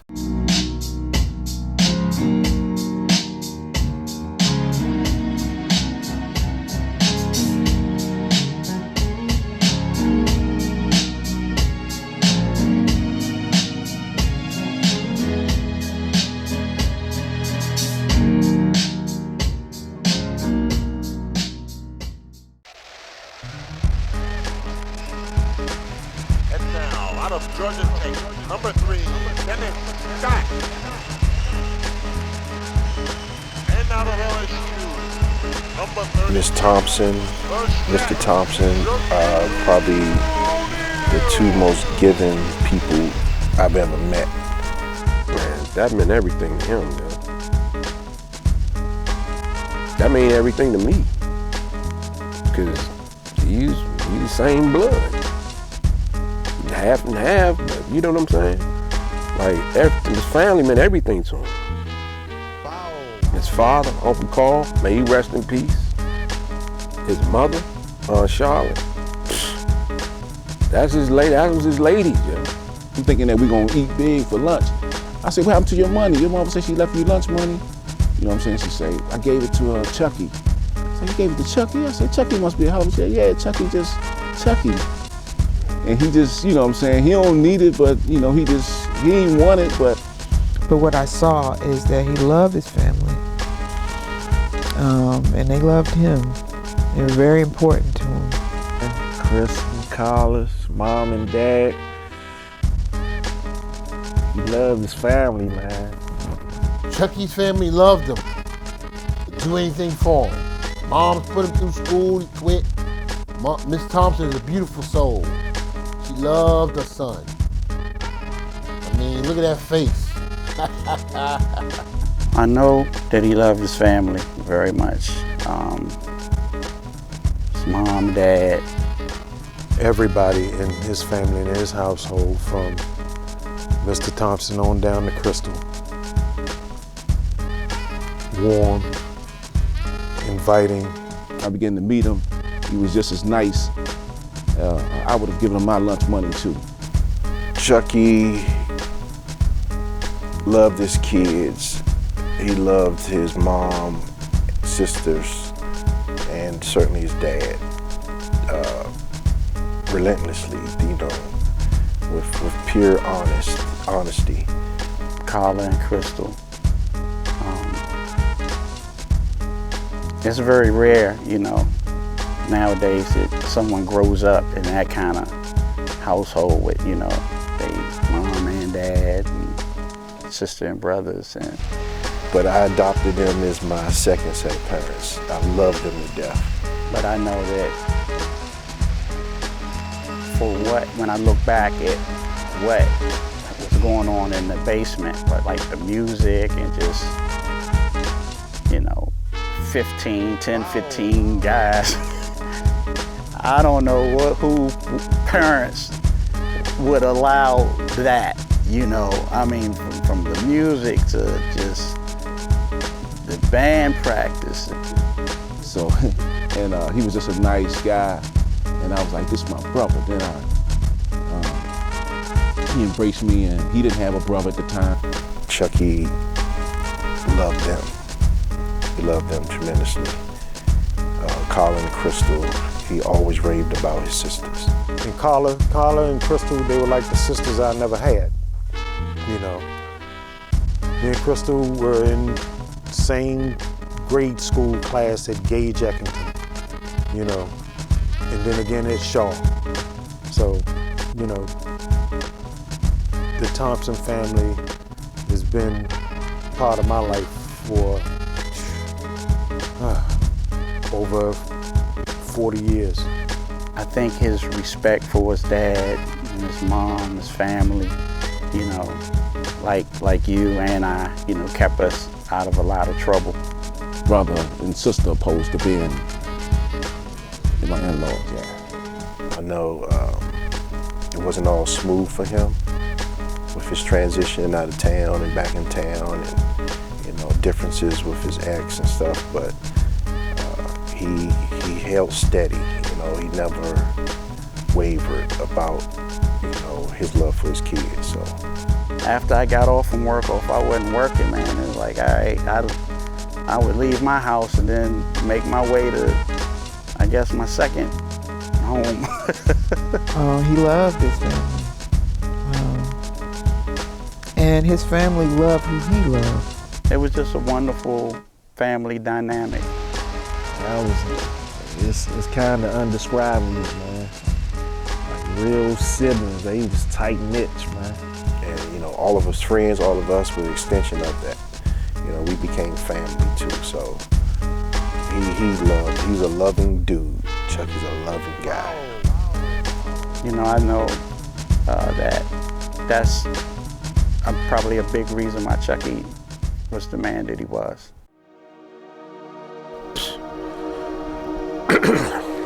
Man, hold up.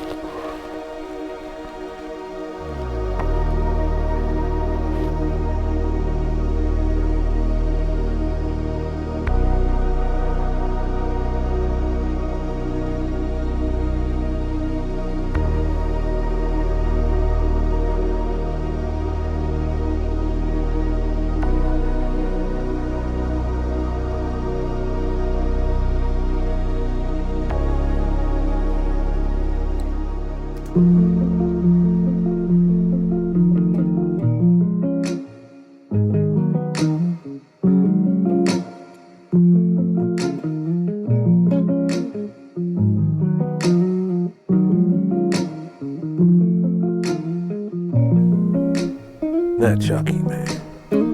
Not anybody, but Chucky. Chuck, man, come on, man. I was at work around noontime.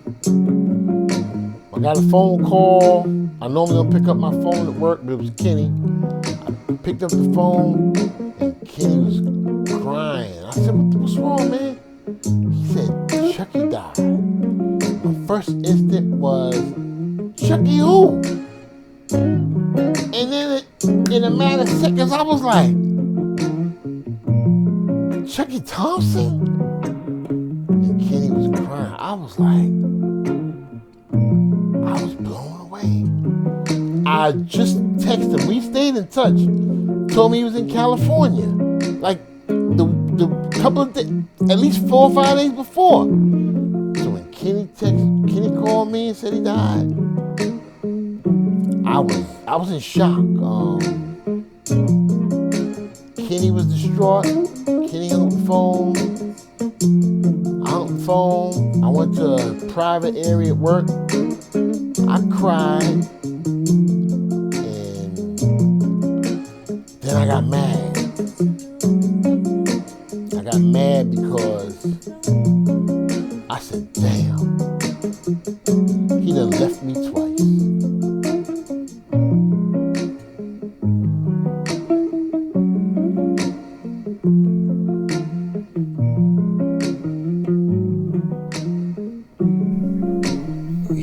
He not doing good. I don't know.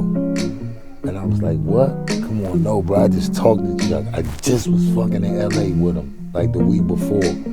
I said, no, ain't no way, bro. Because he was in Burbank and I was in Long Beach. Then I came to the other side of Cali, was about to go to Burbank. We was on FaceTime talking. He was in the studio. I was like, nah, ain't no way, bro. Fuck no. And then he called me the next day and said he passed away. I lost it, bro. I lost it, man. I lost it, bro, because not only all of the stuff that he was putting together for us with this album, because we were working on this album with the band, but just hearing his voice, the documentary, all the stuff he was working on, just the stuff where he was talking to Snoop and Def Jam, were trying to get this deal for Backyard, showing me how to get production together. Talking to me, I'm going to his office at Kirk Frazier Jones, meeting with him, just talking. He like, you ready now? You are molded into Genghis. Like, you gotta go. You gotta go. So when I heard that, it killed me, and I couldn't believe it, bro. I still to this day. It's crazy because I had talked to Chuck like a few days before that. He told me he was in LA. He left, came back to DC. Then he said he had to go to Atlanta for a few days, then he had to go to LA. So he said when he came back to DC, he called me. He said, I'm gonna holler at Mom's, and I'm gonna come holler at you. Because he was getting ready to do a podcast with somebody, right? He said, man, I need to be laced up in DC, John, like that. I said, bet, cuz, come through, I'm here. So he had never came, right? And he called me. He texted me, that's what he did. He said, man, I'll holler at you when I come back. So I'm sitting in the house, and my birthday's August the 3rd. Lacey called me, August the 2nd. And he said, and you talk to your cousin? I said, who? He said, Chuck. I said, nah, I talked to him before he left, right? So I was at home. He said, man, they say Chuck in the hospital. I'm like, well, what? He said, man, he got COVID. I said, COVID? I said, hold up, Chuck. I was right outside my job, and my boy Jerry called me, 250. He had seen a bunch of stuff on Facebook about Chucky's passing, and he was like, is it true? I said, I don't know, man. I don't know. I said, let me call Chucky's sister Carla. Let me see what's up. Because I had known he was in the hospital. I got word like a week before. I've been texting him back and forth. But to hear that he had passed was devastating. I called Carla, and she confirmed it. And I couldn't hold the tears back. It was crushing. That's my boy. You know, my friend. You I called AJ, a couple other guys was real close to us to let them know. And just, uncontrollably just cried, I was at work, so I had to gather myself, but it took about an hour or so. So that's how I found out, That's how I found out. I heard about it, and I heard about it pretty late, and I heard that he wasn't doing too good, that he was facing a respiratory situation or whatever, and didn't know exactly what the deal was or what was going on because of the distance. Well, I was at home. Well, actually, I was at the gym, and I got a phone. I missed a phone call from Eddie, and so it was a little late in the evening. So I said, well, I'll call Ed back the next day, and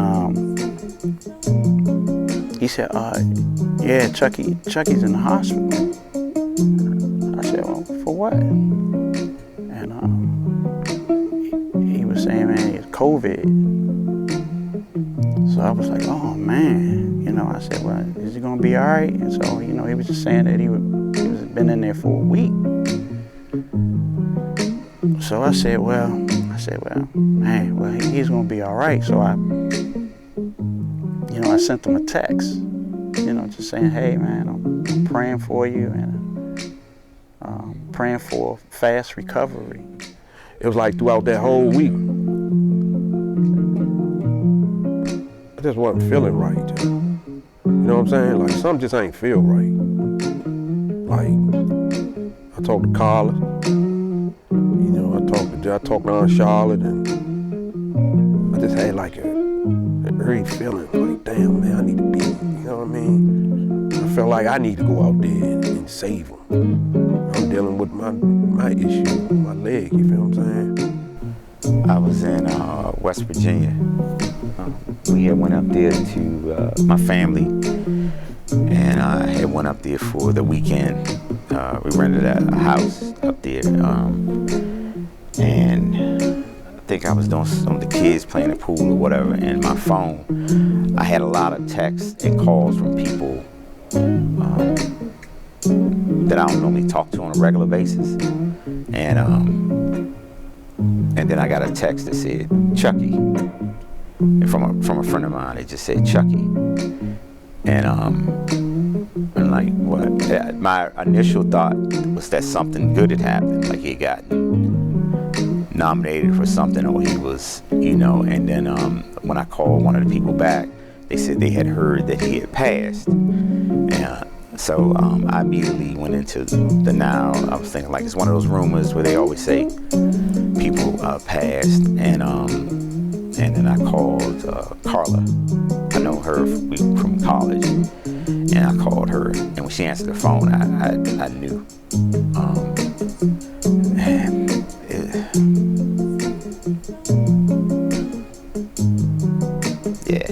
That was rough. That is rough. Yeah, because not just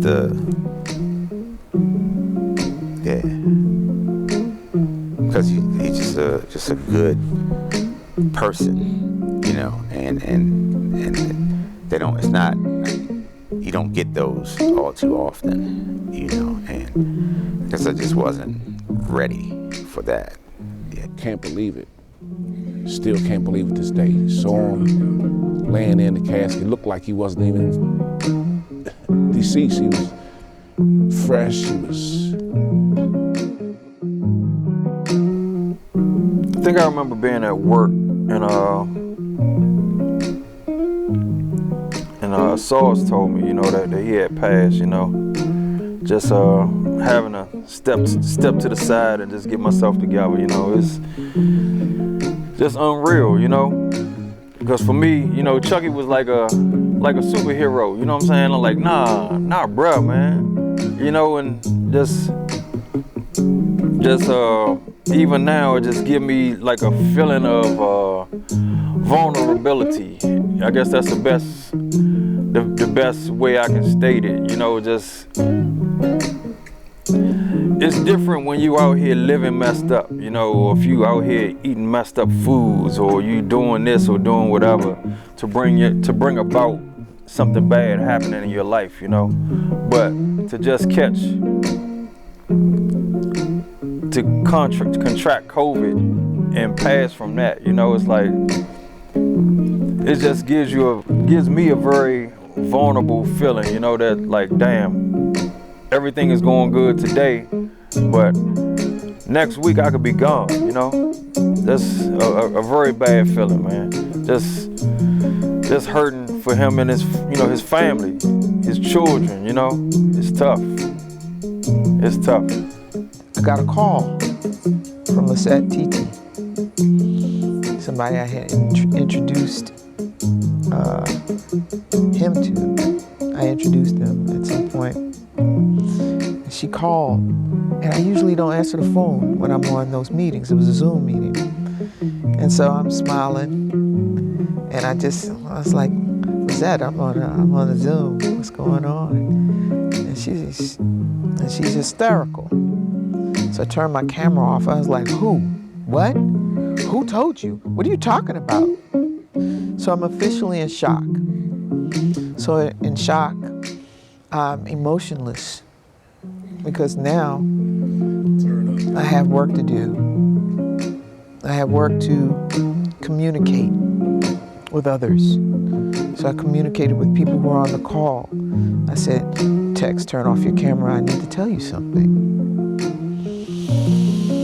I was devastated. I didn't believe it. You know, and the call was weird after that, because you could tell other people were finding out at the same time. So you're talking about people who are in his community. All those bands he played with, all those people he worked with, they were right there in front of my face. And we got through the meeting, and got a couple of calls, and I talked to Tom Goldfogle, who managed Chuck Brown, and he had known that there was a health crisis going on, but you know, it was a shock, and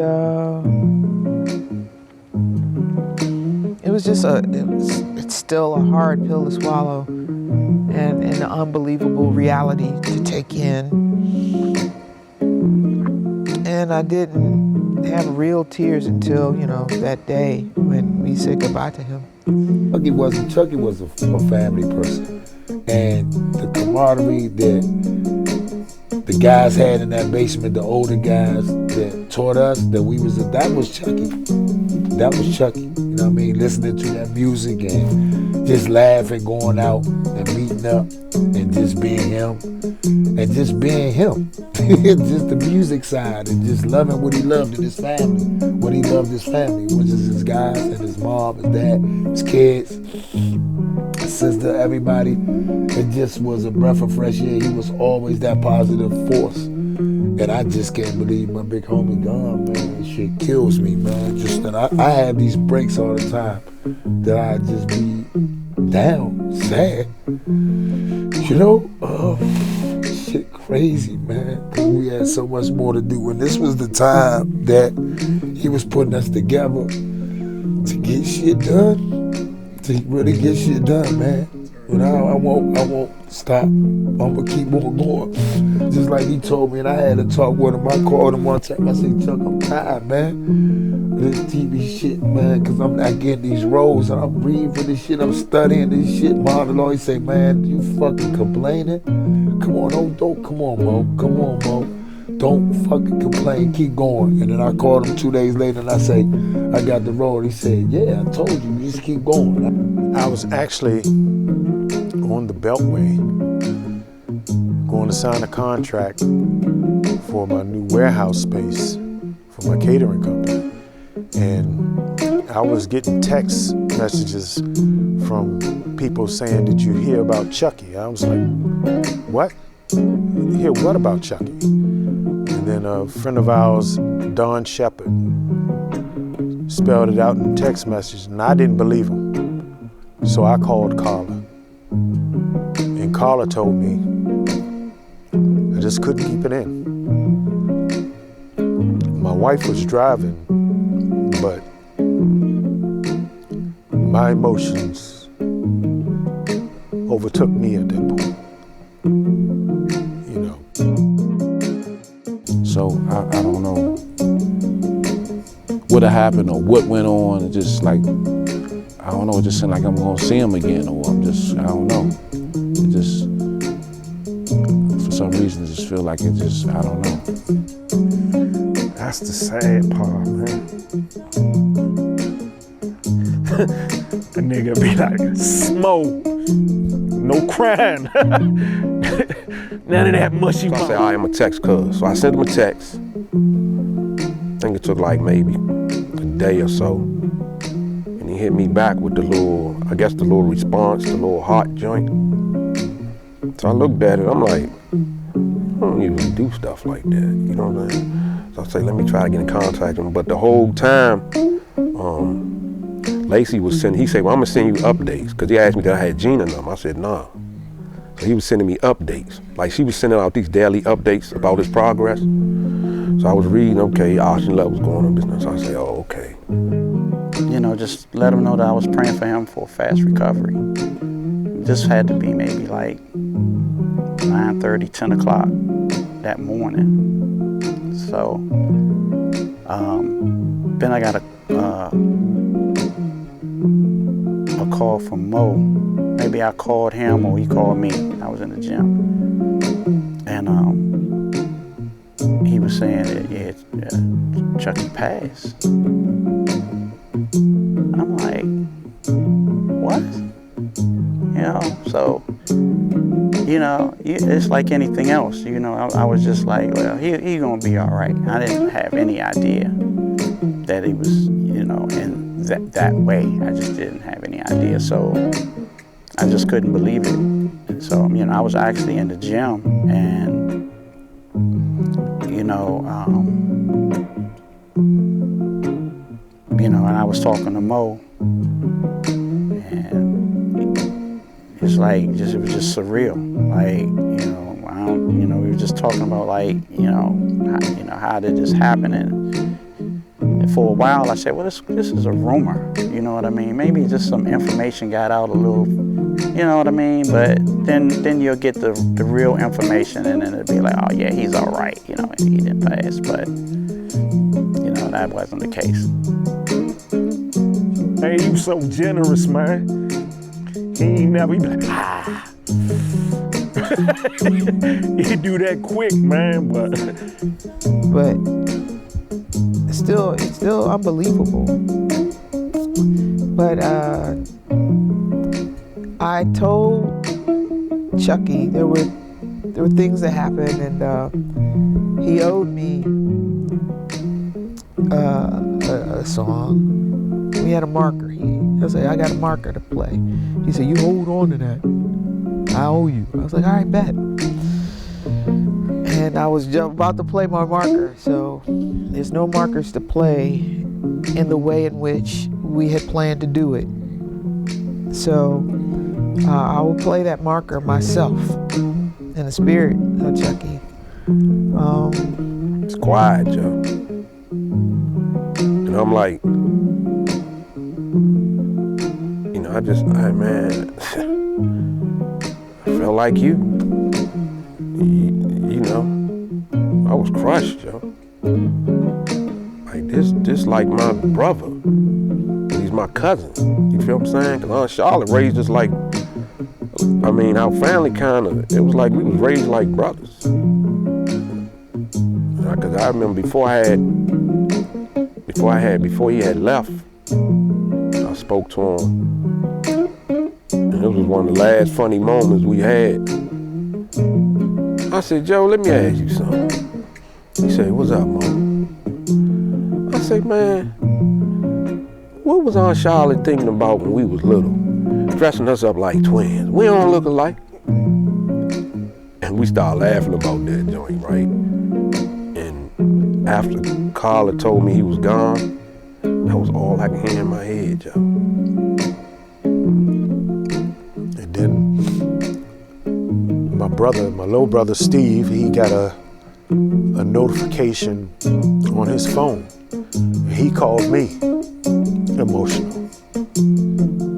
You know,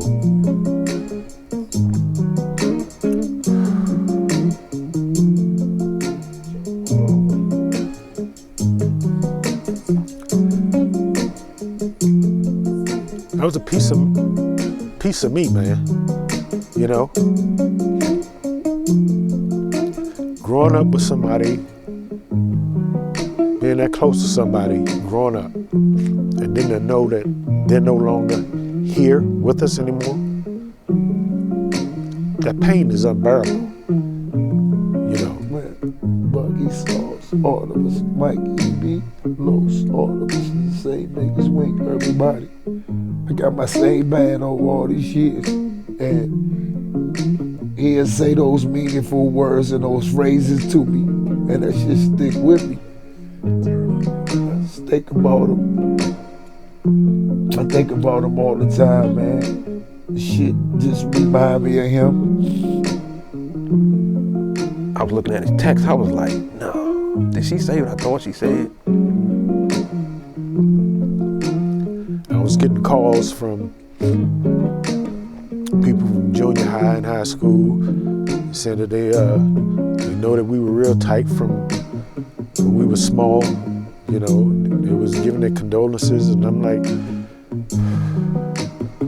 this ain't real. This is not real.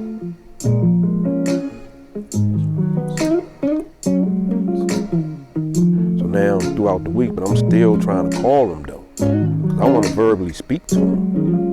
You feel what I'm saying? Next thing I know, man, was it Lacey called me? No, it was Carla called me. But he was gone, Joe.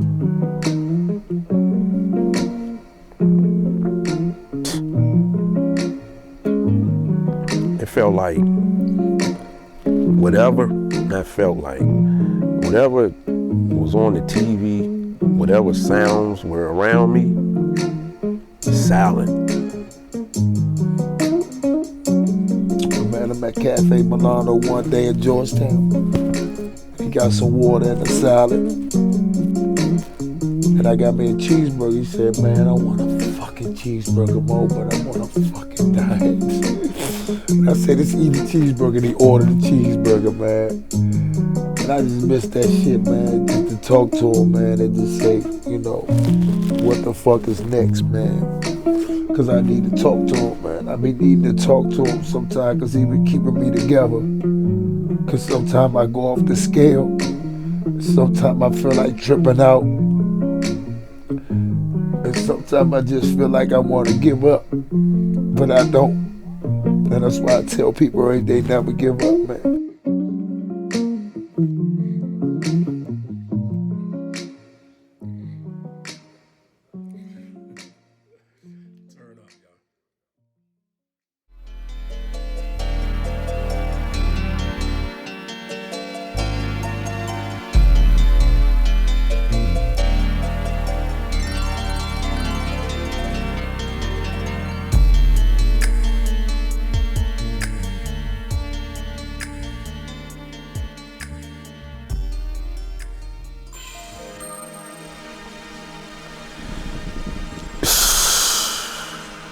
I need to know you at every second. One of the core things that I believe that I would tell them thank you for being a friend, family member. I would tell him I love him. I would tell him that don't waste time in life. You know, we got all these challenges and responsibilities and bills and, you know, all this weight of the world on us. Just enjoy life. You know, seek God and enjoy life. Those are the two important things that I would tell him. And just overall thank him for his friendship. Thank him for his brotherhood. I get that he had certain people around him that, you know, that was his friend. I mean, other than us, we family.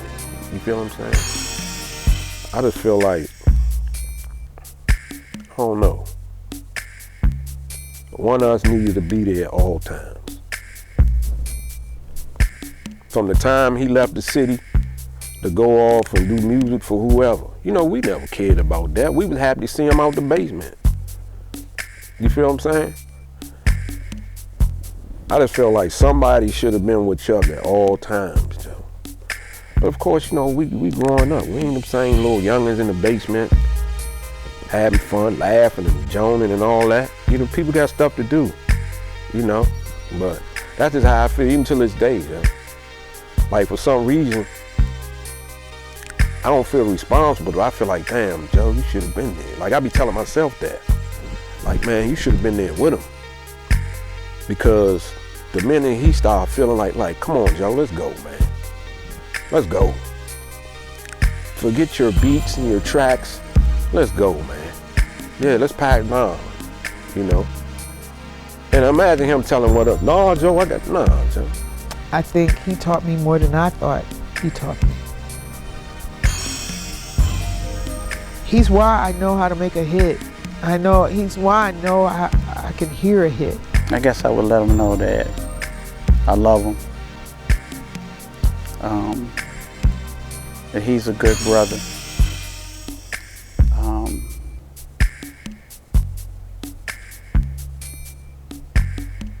He was my best friend.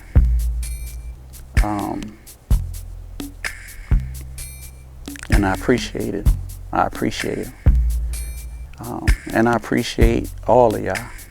You know, but that's what I would say to him. Love you.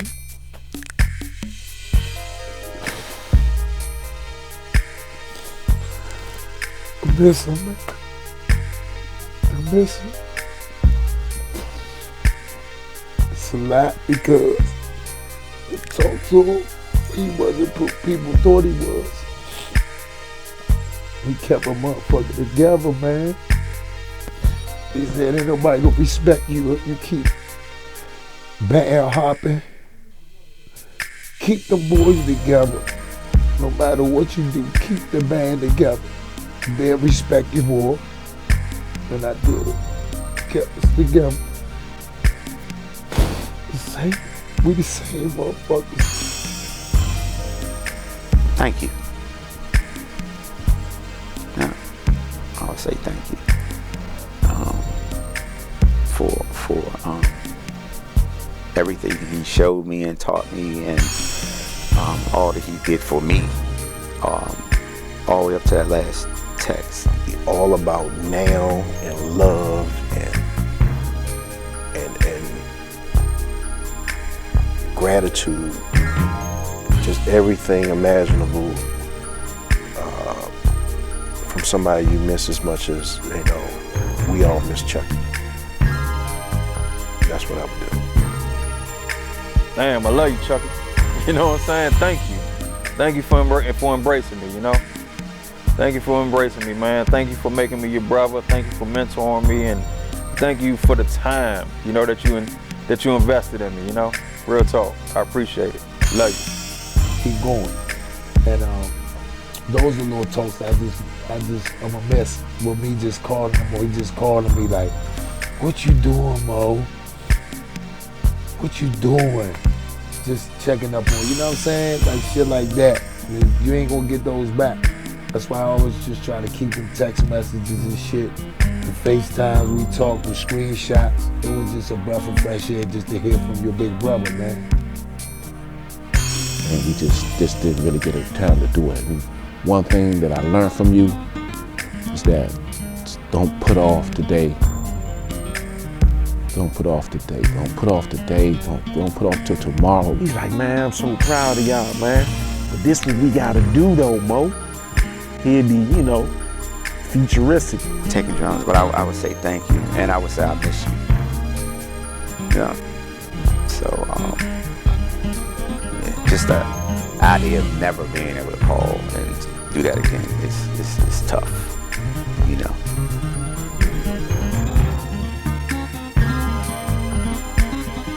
he came back and I'll fall out. I'll jump on him and hug him. Like, brother, I love you. I give him a hug. You know, I let him know that, hey, he's important in every one of our lives. I'll be asking him for that polo coat. That's what I'll be asking. That's what I would say to him. Like, Mo, let me get that. But I'm talking about between me and you, just doing it. Just gotta just do it. That's why I'm here today. I'm gonna miss him, man. If he was right here in the chair, I'd tell him I love him, and I thank him for taking the time, for showing us what he showed us and putting us on the level that we're on now. And just keep looking down on us, man. Cause it's tough down this month. When I met him, man, he'd give you the shirt off his back. He was that kind of dude. That's what attracted me and all of us to him. He was the center of it all, man. He was, because he wasn't stuck up and arrogant and pompous and a jerk. He was a smooth, funny dude that just loved life, man. They were so talented and humble and had a humble upbringing. Look at his mom, his sister, his father. When you come into a house like that, man, it's like magic. And he was just a fun-loving guy. That was his draw to me. God, please take care of that man up there. We're gonna miss him. We're gonna miss him. Never forget him. That's my man. Love you to death, Chucky. You can't put a question mark where the creator put a period.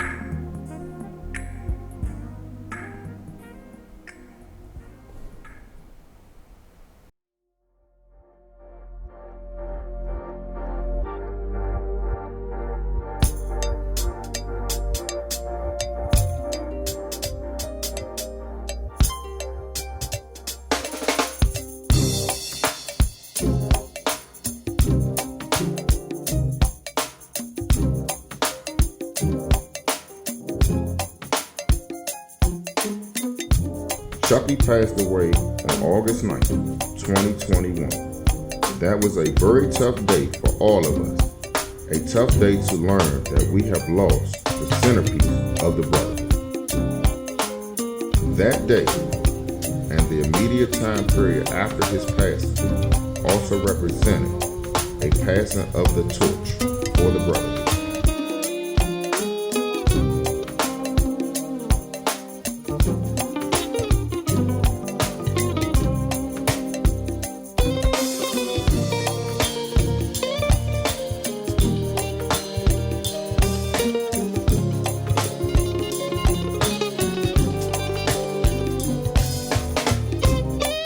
It is now the Brotherhood's turn to keep up with the work of excellence, continue to do the very best in our personal and professional lives, and continue to love each other as Chucky loved us.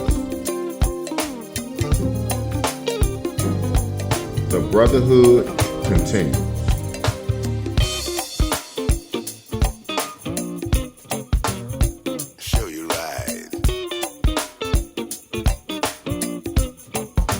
I pray that God blesses us with success and happiness and try to remain upright and treat people around us right, treat people the way we want to be treated, vice versa, and to strive to be the best because we can have our heaven right here on earth.